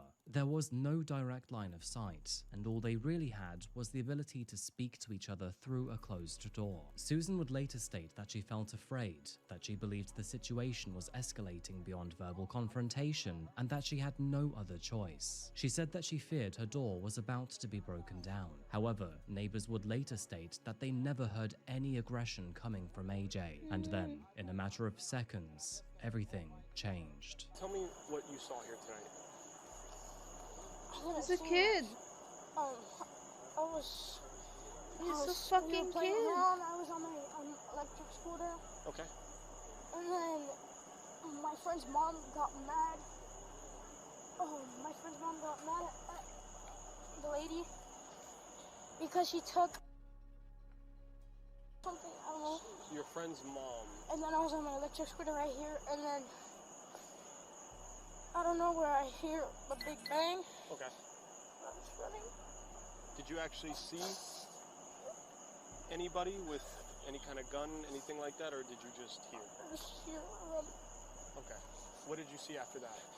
I don't know, I came outside and I saw my friend's mom on the ground. Okay. Good job.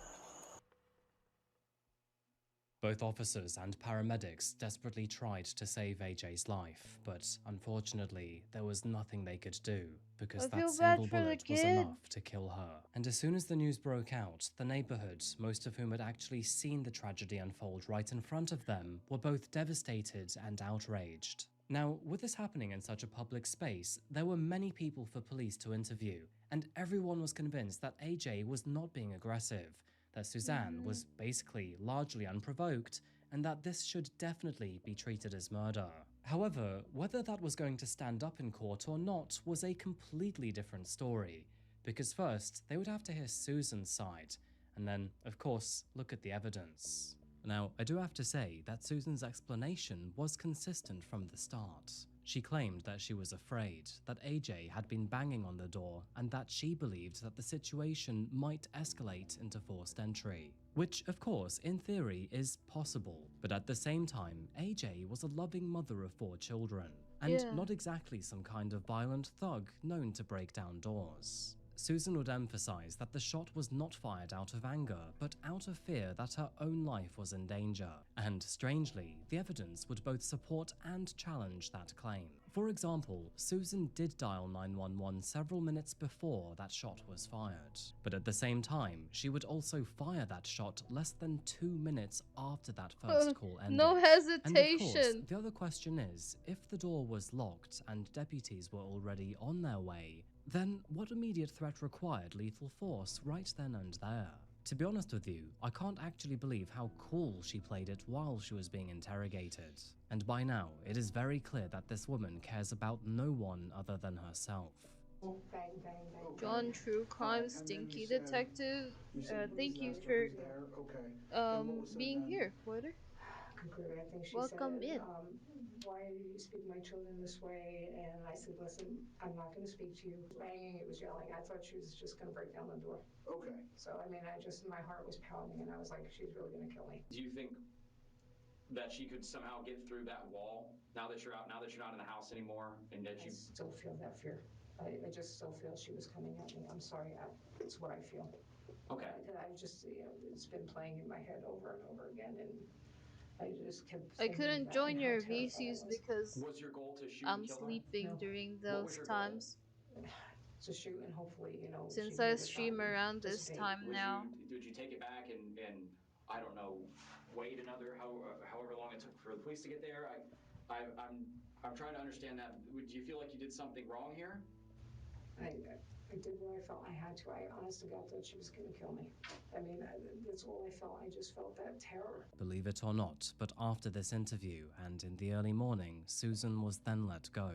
And no surprise, Really? that sparked huge public outrage. Obviously, the authorities would have to consider Florida's self-defense and stand-your-ground laws. But to the many Hi, people who welcome lived in the same back. state as her, this was a completely unfair decision. People were absolutely furious. Protests How? erupted both locally and nationally. And as for the neighbors, well, there are no words to describe how The mad Karen they must have deserves felt. jail. And through many of the interviews I've seen, I can only say that their blood must have been beyond boiling. No surprise, but Susan would not hang around. Instead, she packed her bags and left for a hotel that morning. However, on June the 6th, 2023, that being 4 days after the shooting, she was finally arrested.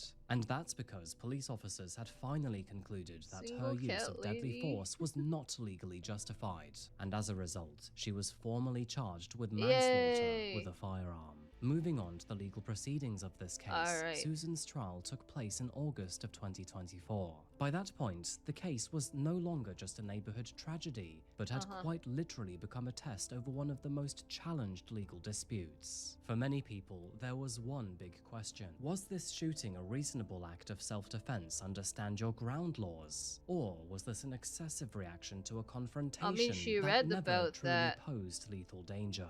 The prosecution focused on the physical reality of the shooting, that Susan and AJ were separated by a closed, locked door, that What AJ did you was unarmed, eat? and that she had never posed any physical threat before. They also highlighted that deputies were already on their way, and that the shooting happened less than 2 minutes after Susan had already been told that. And from that perspective, the argument was actually quite simple, What is that ya- there was what is no that? immediate threat that justified Ceviche? firing that Ce- gun. Now, surprisingly, Ceviche? Susan decided not to testify. The jury instead heard from multiple neighbors, several deputies, a 911 Literally look operator, up laws and on multiple how forensic experts laws who on helped how rebuild the to crime's try to timeline. get away with And after murder. deliberations, the Yeah. jury returned with the one that we Before were she- all yeah. hoping for. On August the 16th of 2024, they officially found her guilty of manslaughter with a firearm. Now, of course, this news was a relief to many people, and it was finally a small slither of justice after so many months of turmoil, even, of course, if it were just for manslaughter. 3 months later, and in November of 2024, the judge returned with a harsh verdict too, officially sentencing Suzanne to 25 years in prison. Now, being honest with you here, I have seen people who are found guilty of murder get far less time. So, respect to the judge and thank you for providing strong justice to AJ. But the thing is, despite the verdict, it wouldn't actually end there, because, surprise, surprise, Suzanne wasn't having any of it, and neither were AJ's family. Instead, the arguments moved from across a courtyard to a courtroom. AJ's family would pursue a wrongful death lawsuit, seeking accountability beyond the legal realms of just self-defense and manslaughter. And it's no surprise to learn that Susan pushed back too, because Karens will always be Karens. And frankly, despite being a stone-cold narcissistic murderer, she still played the victim card. In fact, she even threatened to countersue AJ's family and even Netflix for slander and defamation. By the way, there is no indication to show that any of these claims gained any real traction whatsoever. But what it does show is how ugly Susan's personality really is. I want the truth to come out. I just want people to know the truth, that I am not a racist, that I did not do this You on are purpose. definitely this was racist. not, you know, a premeditated thing. Karen. I had no animosity for this woman. Like I said, we all have bad days.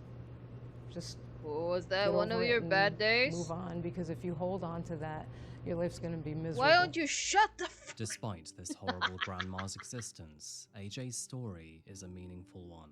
It remains a strong point of discussion around the Netflix documentary is hilarious. Laws, Ugly and like the my heart. devastating No, consequences it's not. that can follow Because when it's literally escalations just happen. webcam AJ was footage, only a mum who body was trying cam, to so raise her kids in yeah, a small she's home totally that a was full of horrible life, person, and she was the kind of parent who would celebrate her children daily because they were her world. She was the kind of mother who supported them to no end, and she would do anything to protect them. The people who know her don't talk about her as some sort of victim in court cases or headlines, but instead talk about who she really was as a person. They talk about her warmth, her humor, and how much her life revolved around her children. And I think that that's probably the simplest way to remember her here. Not as some sort of symbol or story, but instead this is as a her mother off who the was living an record, who knows how ordinary nasty evening in she her is. neighborhood and never Extra got off, to finish yeah. it.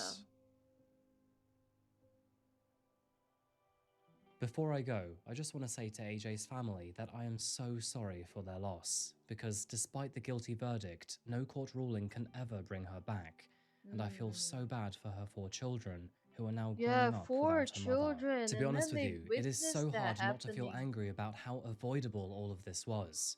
And if you ask me, Like, all Suzanne really needed to do was go firsthand. outside and touch grass instead of obsessing who was standing on it. And if you were to ask me if I think this should be classed as murder instead of manslaughter, the answer is absolutely. And on that note, what do you think about this case? Do you think that Suzanne should What have is been the charged difference? with murder or manslaughter? And do you think she got the time that she deserved? As always, please share your thoughts and all your other opinions down below. With that said, folks, I think we've pretty much come to the end of this video. So on that note, thank you so much for being here today. I really do appreciate it. And as always, I'll see you again next week for another one. And thank you again to Raycon for sponsoring this video. Go to buyraycon.com/coffeehousecrimeyt open to get 20% off. Thank you again, folks. And as always, see you again very shortly. But until then, stay safe and stay curious. Thank you. The casualty Goodbye. murder is intent.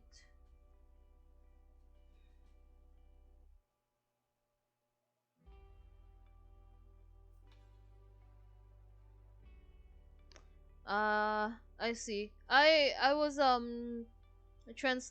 having a literal translation in my brain from English to Tagalog, and I was like, we don't even have a term, but like Sidney Powell was thought to be a ay kind, puta. sensible. But it's just the same thing, same term. So if you kill someone, whether by accident or intent, you are called and people state that as murder. take something, living person's, or a living being or something, an animal or a person's life, then it is called just murder. Anyways, I'm gonna go and try. What do I try? Definitely, Wilds is not gonna happen tonight, and it's because that requires me to reset my PC.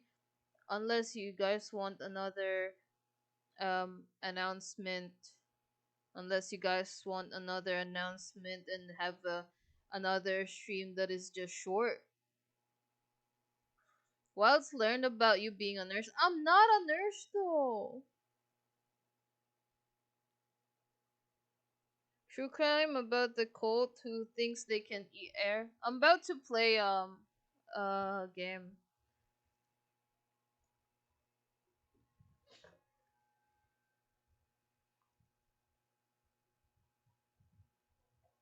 Let me.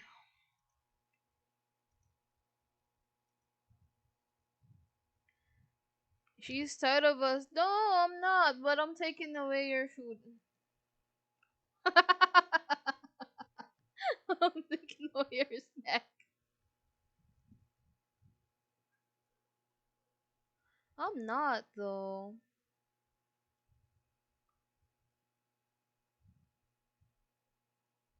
True cry about the not getting to watch the goat who thinks they can eat air. Is that true crime? Well, maybe they would be dying if they're so strict about that. So yeah, probably yeah.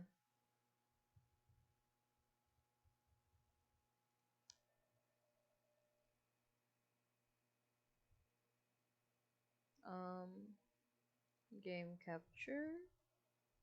Resident Evil 5. There you go.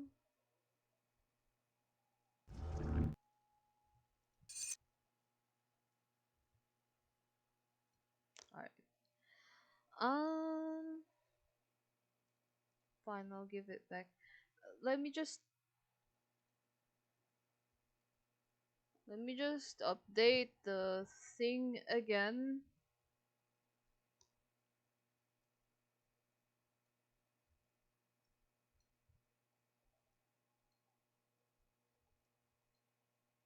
Fuck.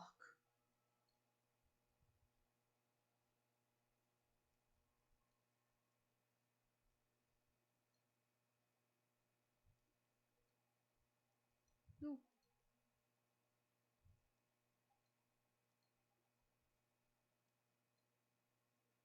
No.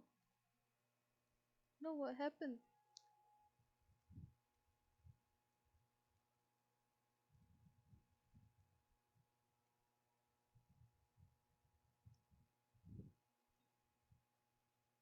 No, what happened? What happened to my window?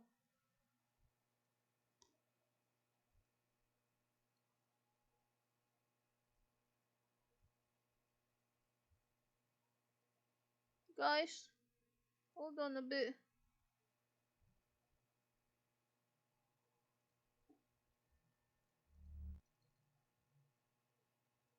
Guys, hold on a bit.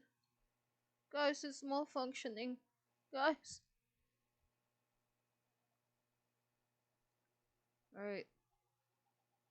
Make the yummy food smaller so people can see you're a famous YouTuber. I am not though. My YouTube. Resident Evil 5. My YouTube is like um is just there so I can export my VODs, and so that the VODs don't when it expires it gets saved.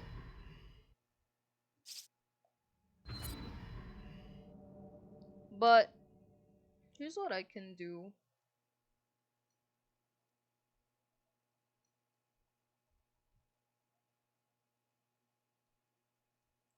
I mean it's flat anyway, so no one cares. Let's use it like a table, I guess. There you go. That's a lot of damage. No. Does it? There. No, that's a lot of damage. I guess that works. Yeah. You have no one's gonna complain anyways. Alright. Spotify Premium. I want to listen to some unholy.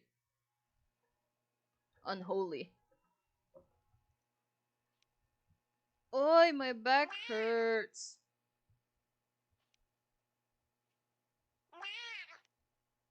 Wow.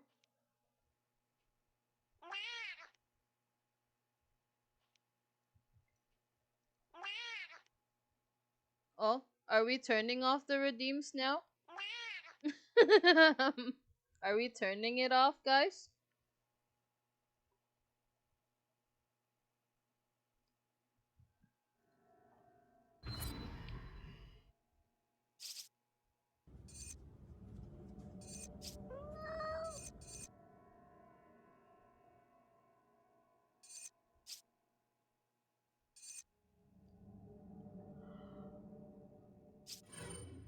Uh,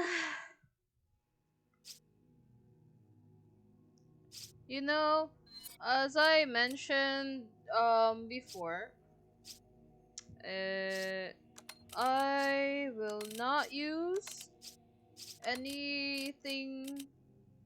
I will not use any infinite ammo. I will not use any free things from other players. This I picked up, so I'm taking it with me. Chris. There we go. And now, Sheva.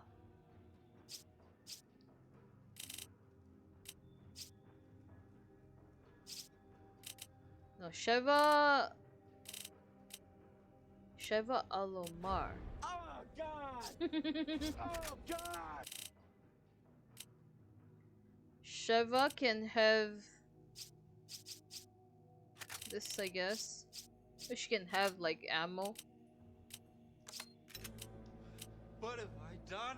God is happy now. But yeah, let's just do it like that. Buying. I am poor, so we'll just have to deal with this like just like that.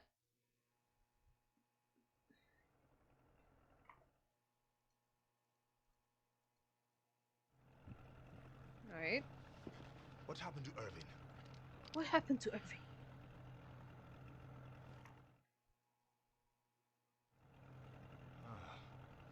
Well, he can't have gone too far. Is the volume or audio enough? Thanks. Oh, Dios mío! Thank me later. We got company. I'm on it. I'm on it.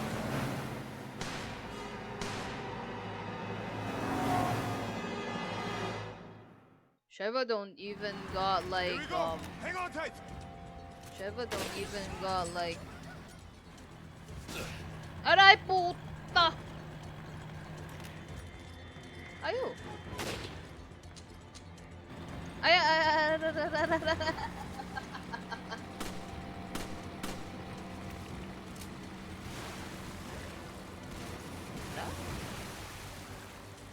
Eh?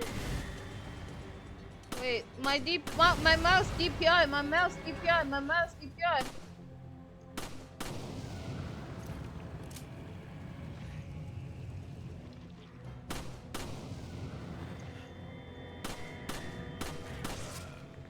Right.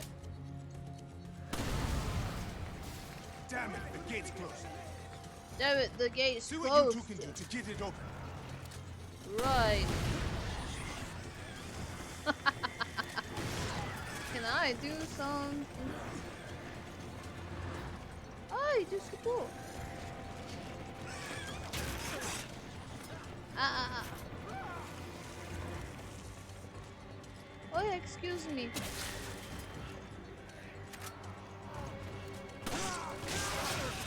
Ah! Ah!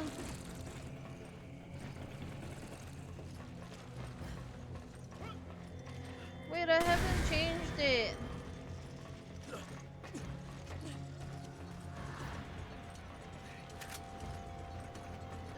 Me and my mouse DPI is like not is too sensitive right now for this game, so please be patient with me.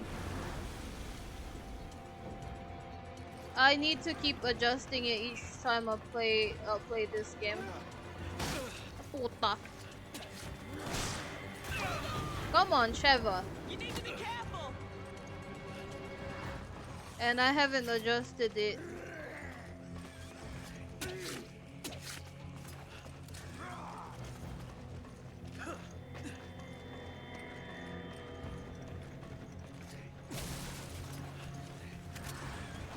Right.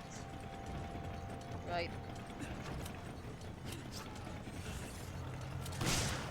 Alright. All right, let's go.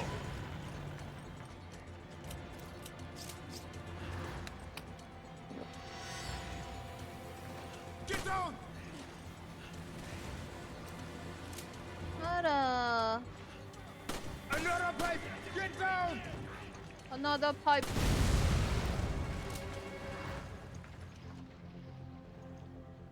Yeah. Aray!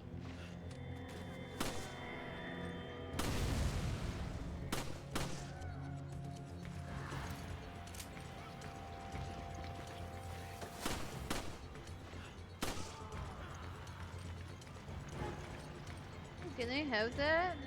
Another gate. Okay. Another you two gate. know what to do.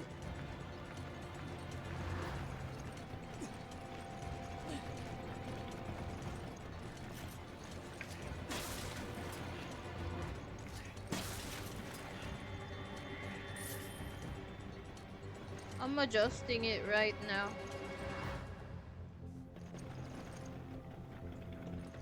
Oh, there we go. Oh, thank you. Thanks.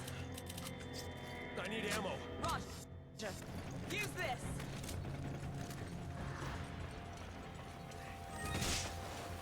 Right.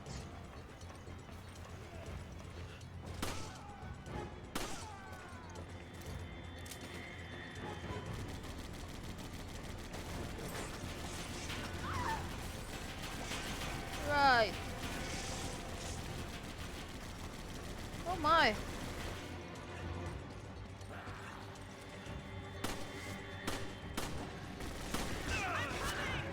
Are you okay?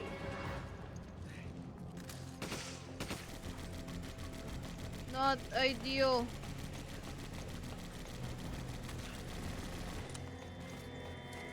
Cannot make it. I think I'll die. Nice work.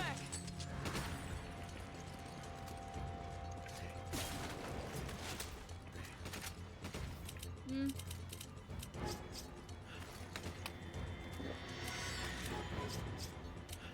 Thanks, partner. Thanks.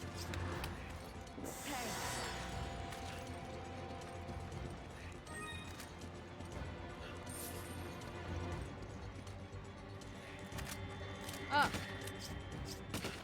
Thanks, partner. I forgot.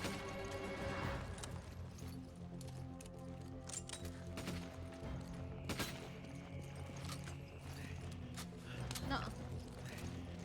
No. Hmm. Good.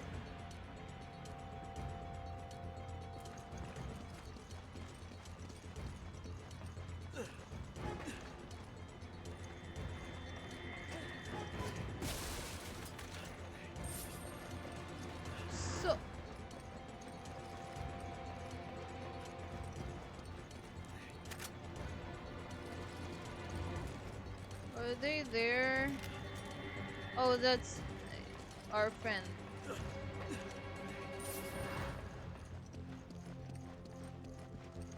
Take it. Roger.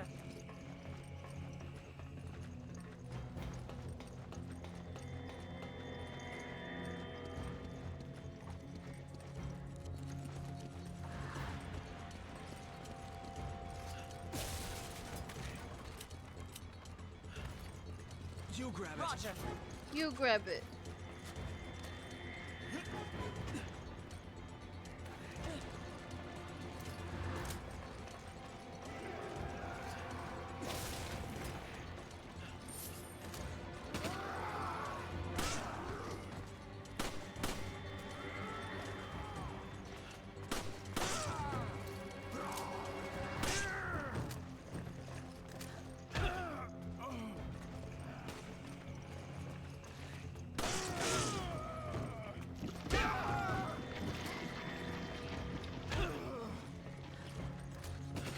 Oh yeah.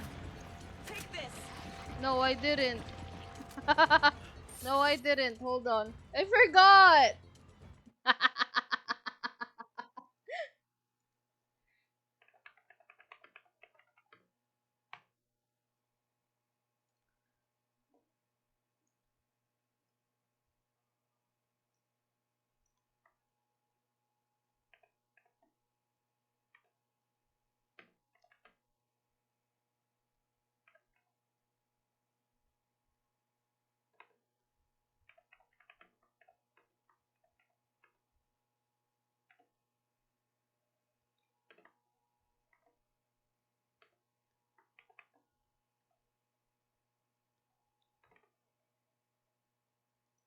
Okay, there we go. Updated.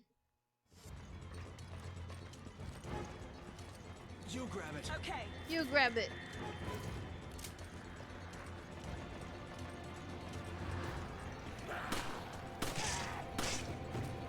You grab it.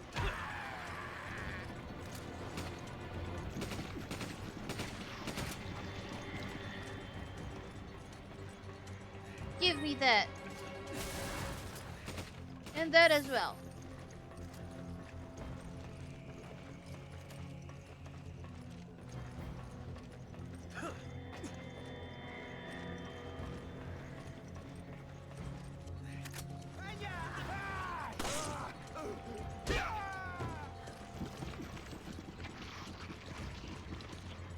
Chris too strong.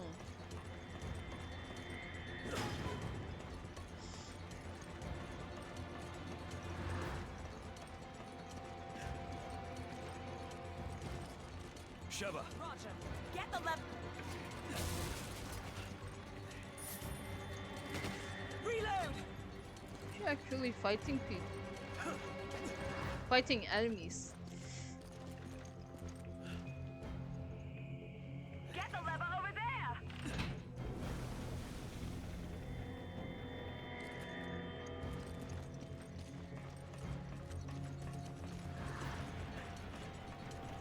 And her name is Sheva Alomar.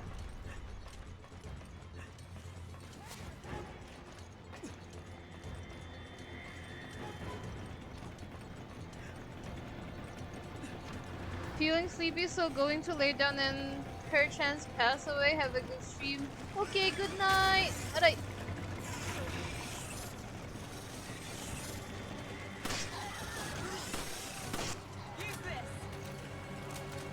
Okay, then let's go get this Irving.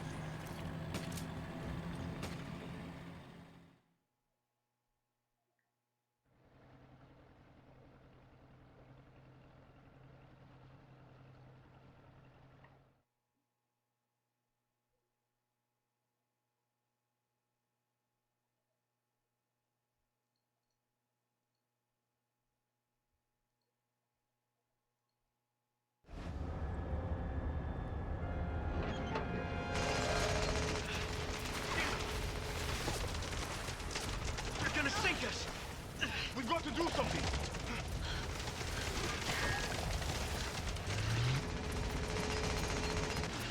We gotta get aboard that ship.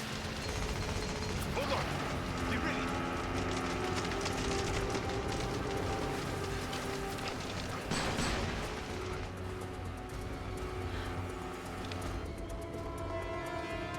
Could have done that sooner. What are you going to do about them? You're just one of Excella's playthings. It was your master who was supposed to take One more time. What are you going to do about them? All right. I'll handle it. Use it. This. Right.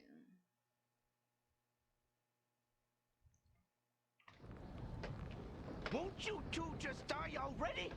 You're making me look bad. Who do you Because think you're got this bad. entire operation off the ground? Research like this doesn't fund itself, you know. Yet everyone looks down on me. Mm-hmm.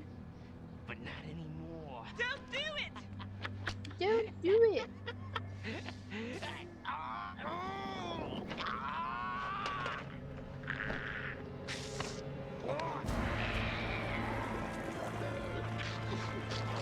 That was a fast reaction.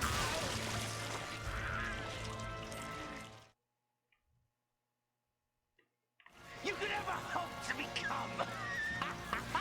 Hello.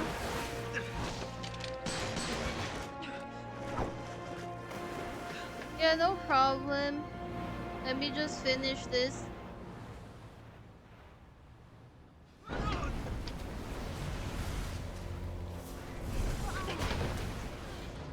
That was a very fast mutation from like the virus. I just had an extreme makeover.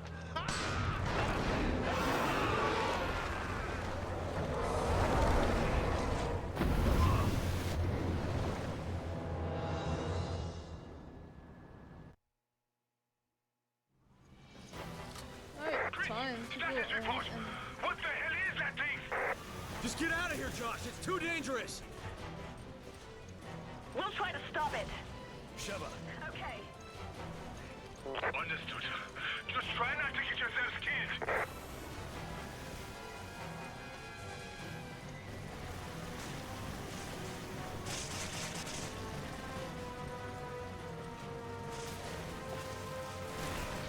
What?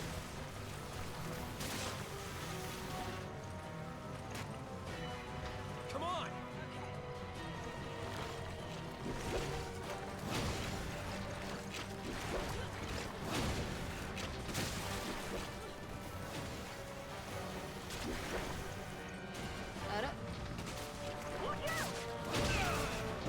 F and V? What the fuck is that dodge?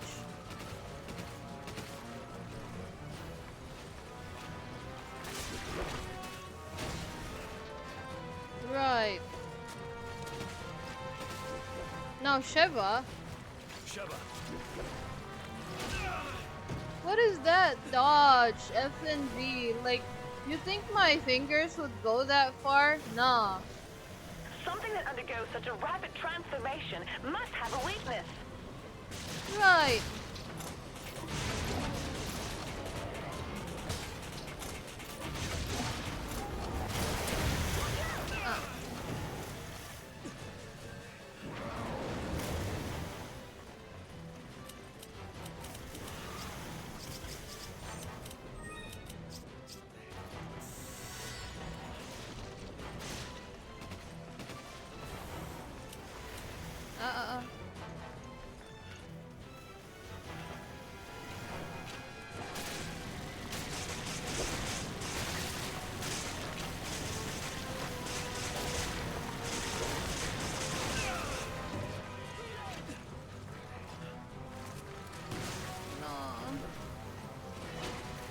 I dislike it.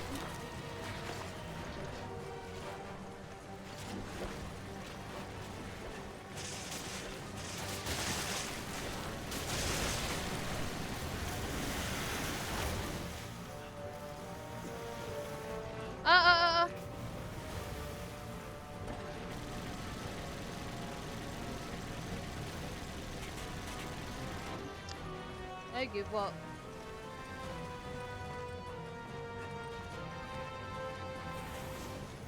Right. What?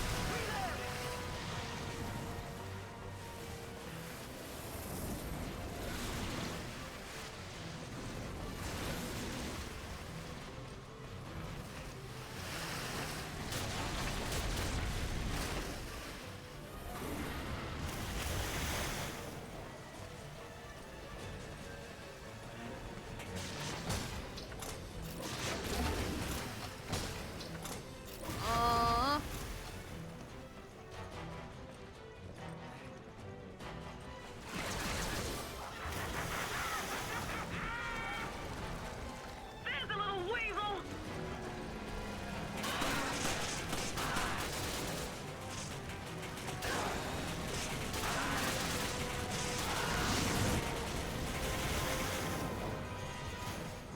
Watch out!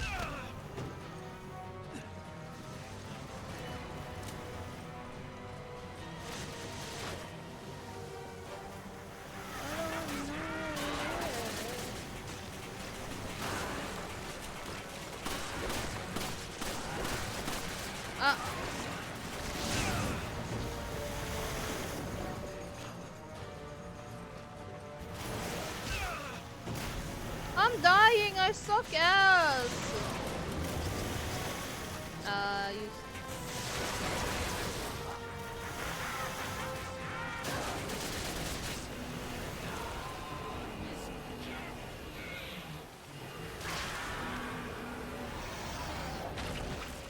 Huh?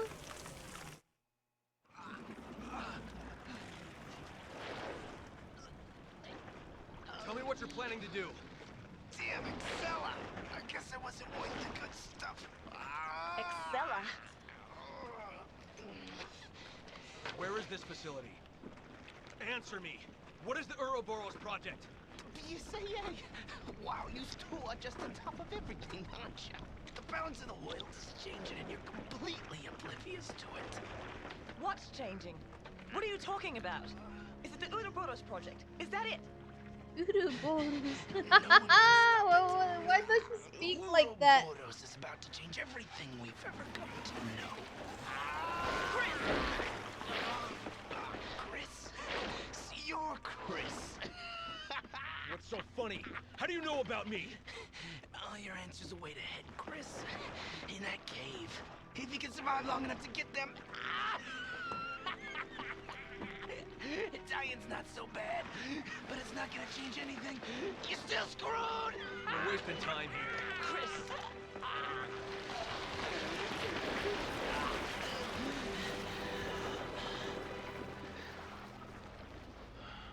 Poor bastard. Now what? We keep going.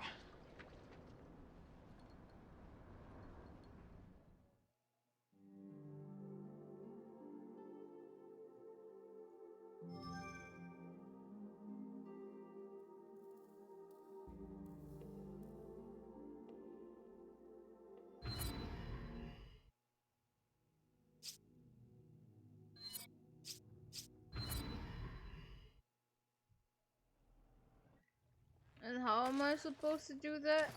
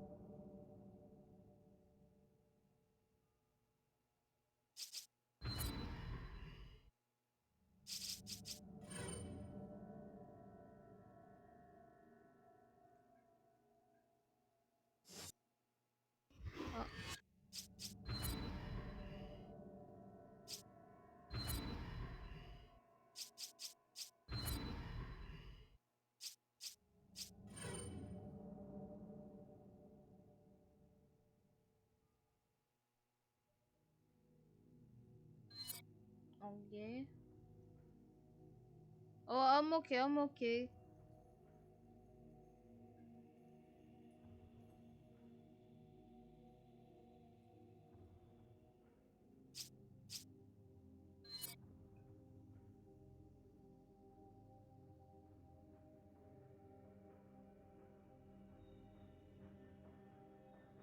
I did join. I did.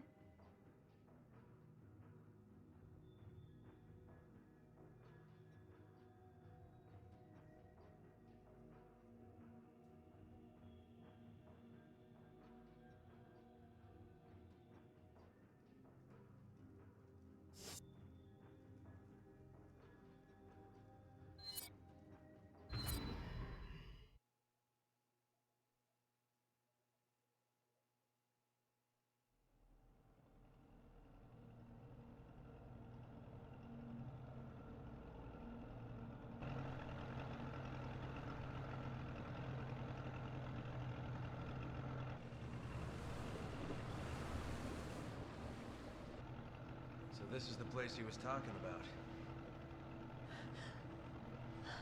That's the boat the woman used to get away.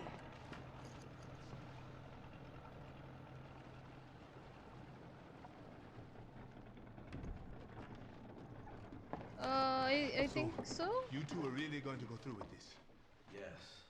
This is not just about Jill, but the Ouroboros project as well. I guess there's nothing I can do to stop you. I will call HQ and try to get the withdrawal order rescinded.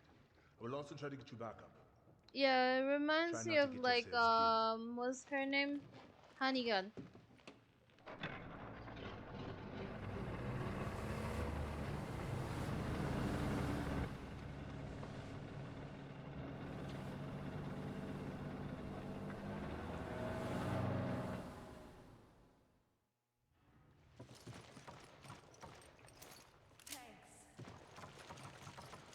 That name Irving said.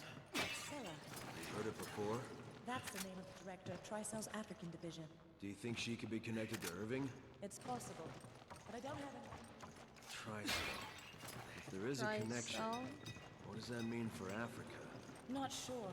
But if we keep going, we're bound to find out. True. Let's move. Yeah, I'll be okay.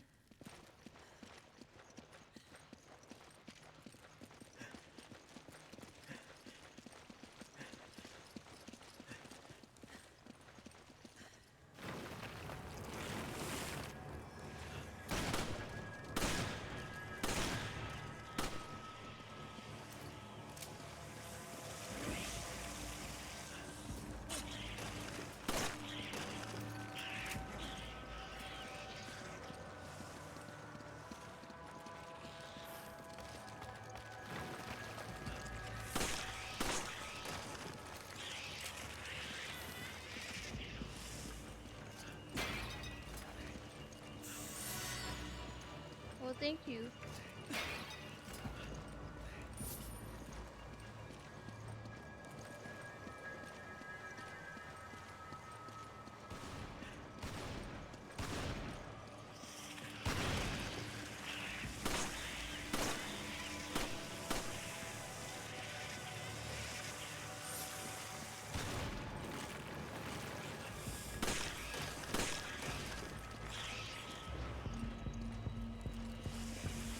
I need your help!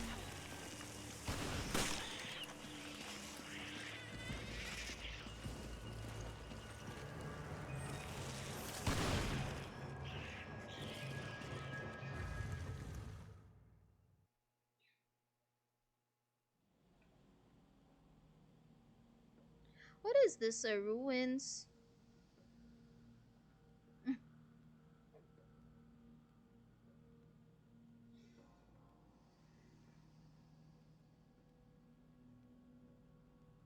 I'm okay with puzzles. That depends on how cooked my brain Looks like is. there's been some recent activity.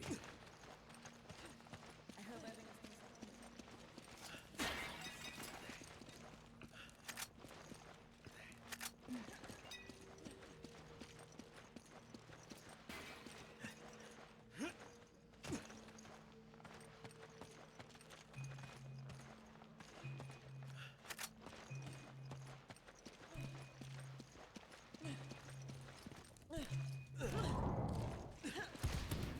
Ooh, gold. Oh.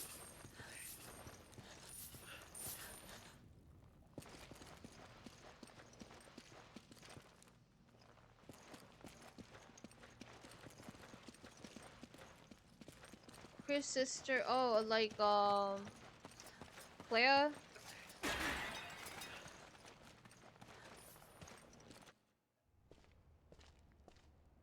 It's nice.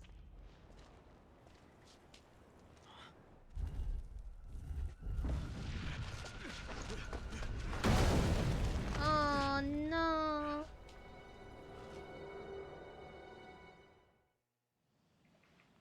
Oh no. Alright.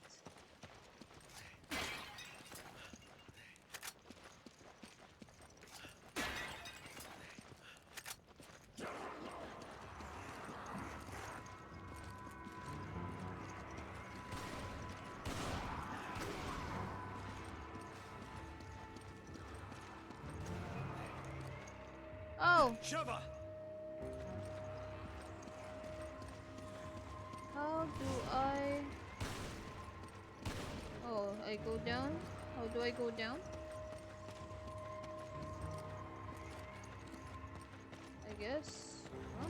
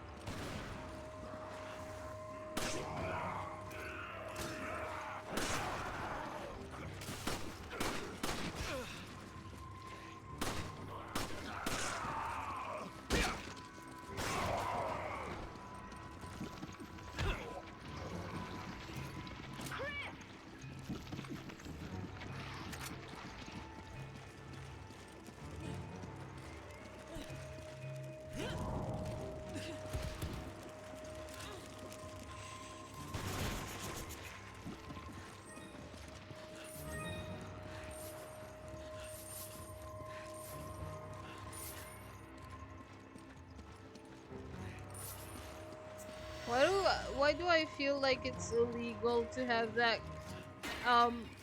much money?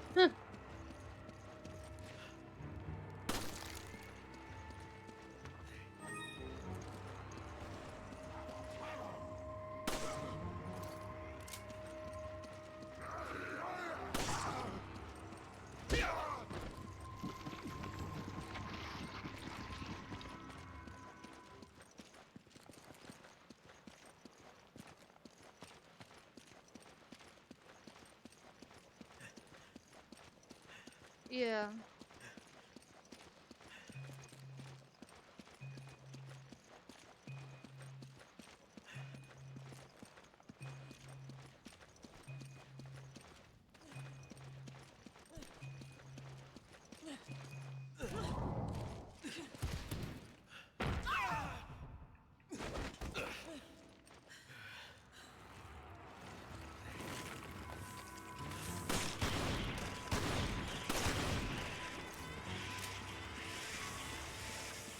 Is there not there? Oh, okay.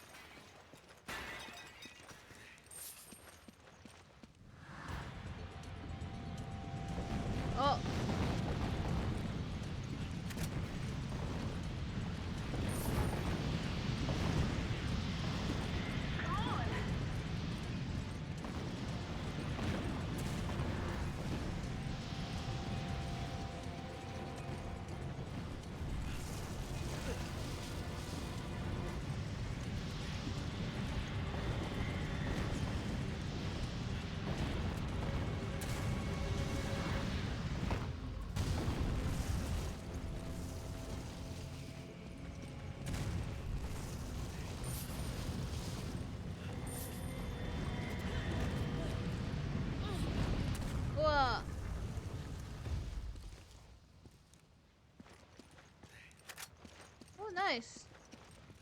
So that deactivates it. That's nice.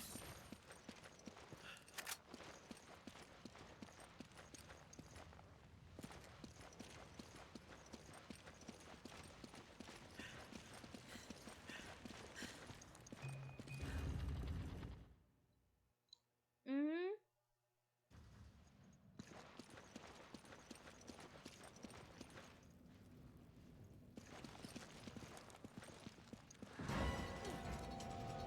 Oh, we're supposed to step on it.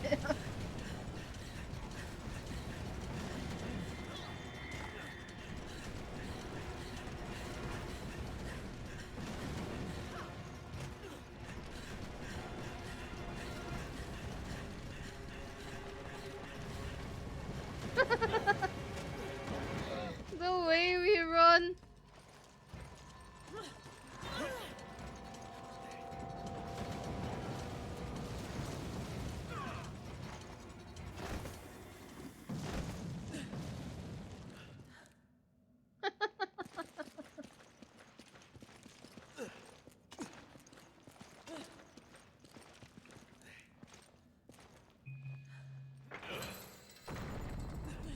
What is this, Tomb Raider?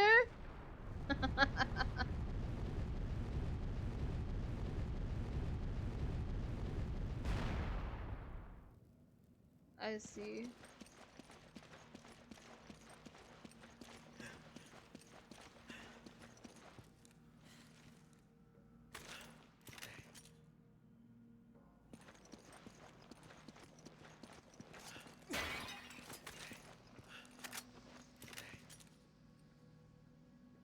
Come on!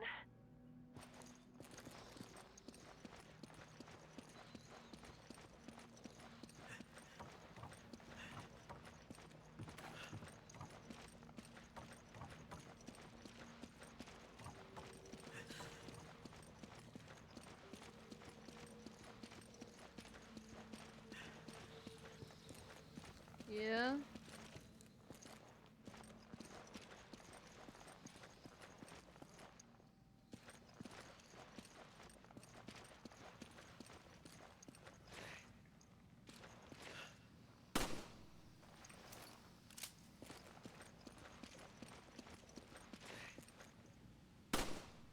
Come on!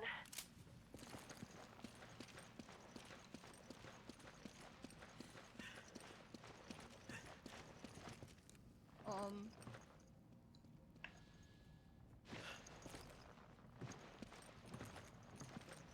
How do I?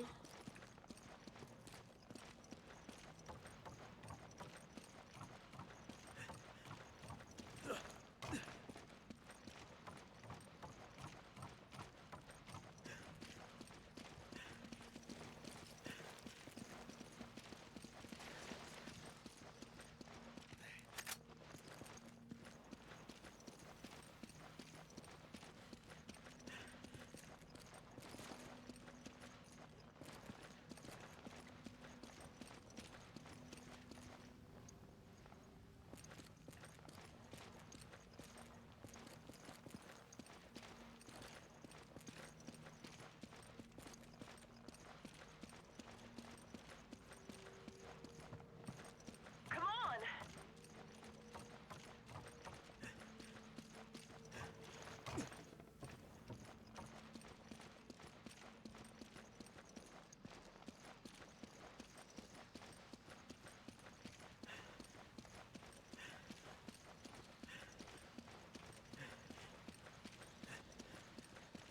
Come on! Oh. I'm good. Am I supposed to use this?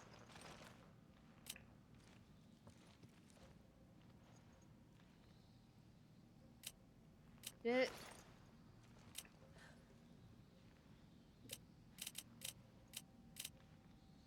I'm okay with what I have. Maybe I can. I wish I can, like, hold on.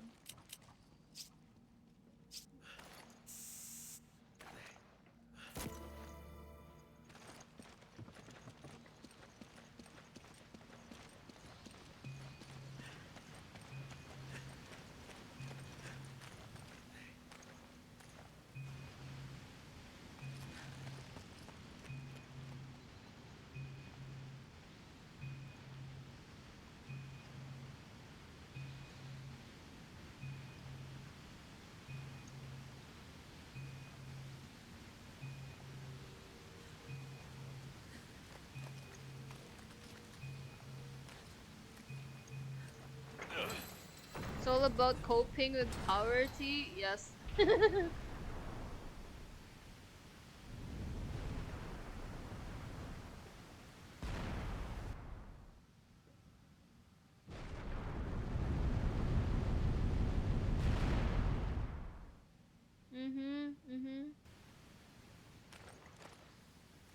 Sapphire. Oh God! Oh God. Come on! I.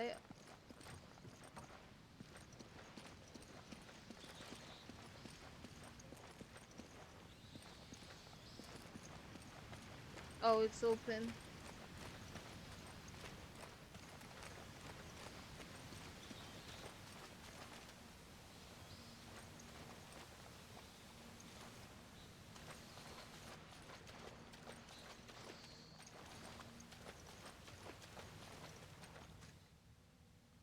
Ah!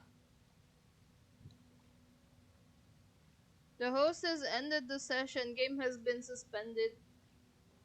Okay.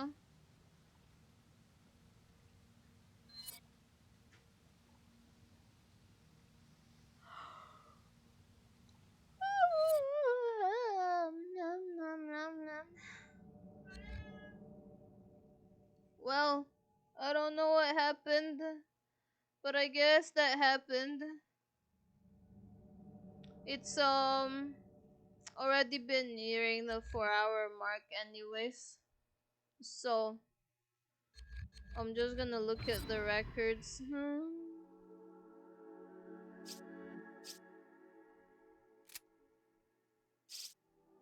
Knife. Okay.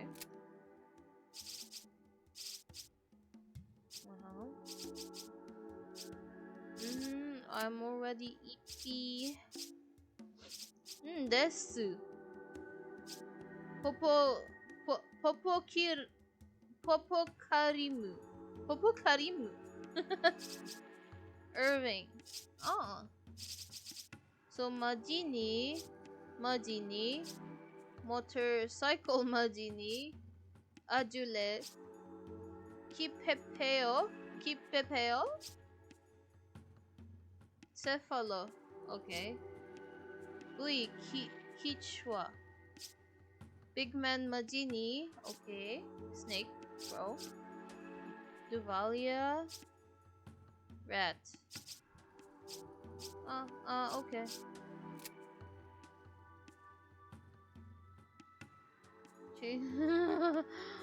Popo Karimu. Yeah, I died twice here and then this one also.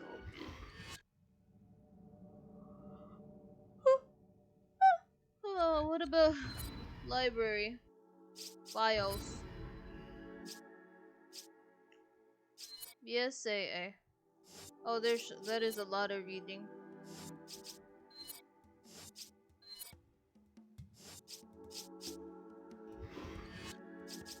Figures. What is this? I get to do gacha. Cutscenes. Magic Act. How many? 32. Just a few more then. Hello, welcome back. I was trying to tell Sensei. I was trying to tell Sensei that it's gonna be like the 4-hour mark where I end the stream. But tomorrow I'm gonna play this again.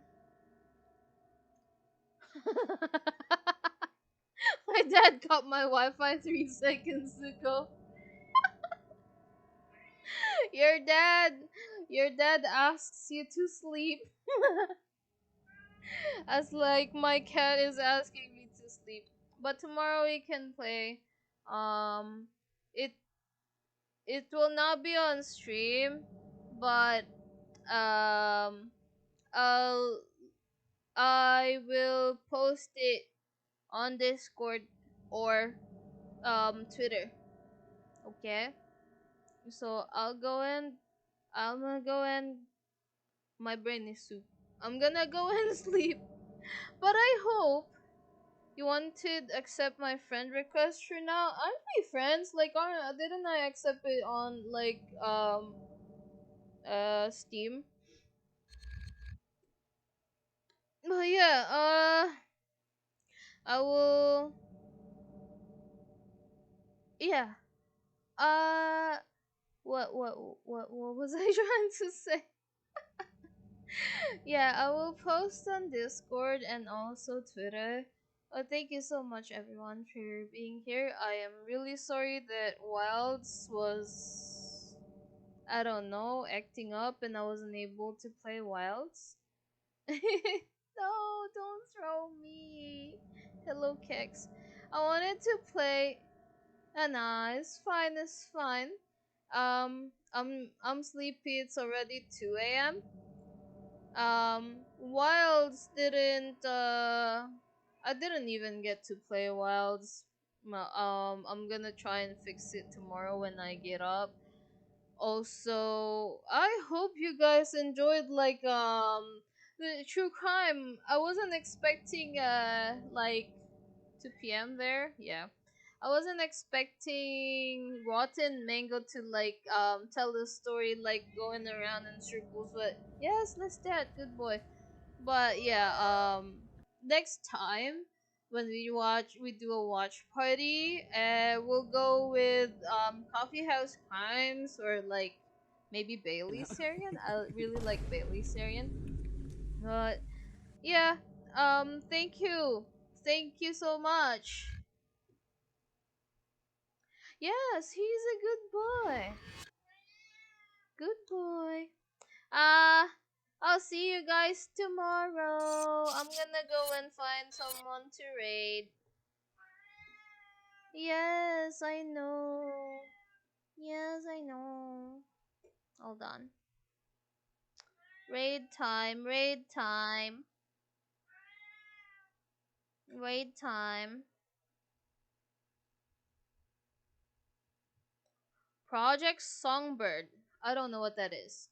But that's Sasoto's streaming that. So let's raid Sasoto. Please say hi and support him or them. Thank you. Take care. Bye bye. Good night, everyone. I know. Good boy. Good boy.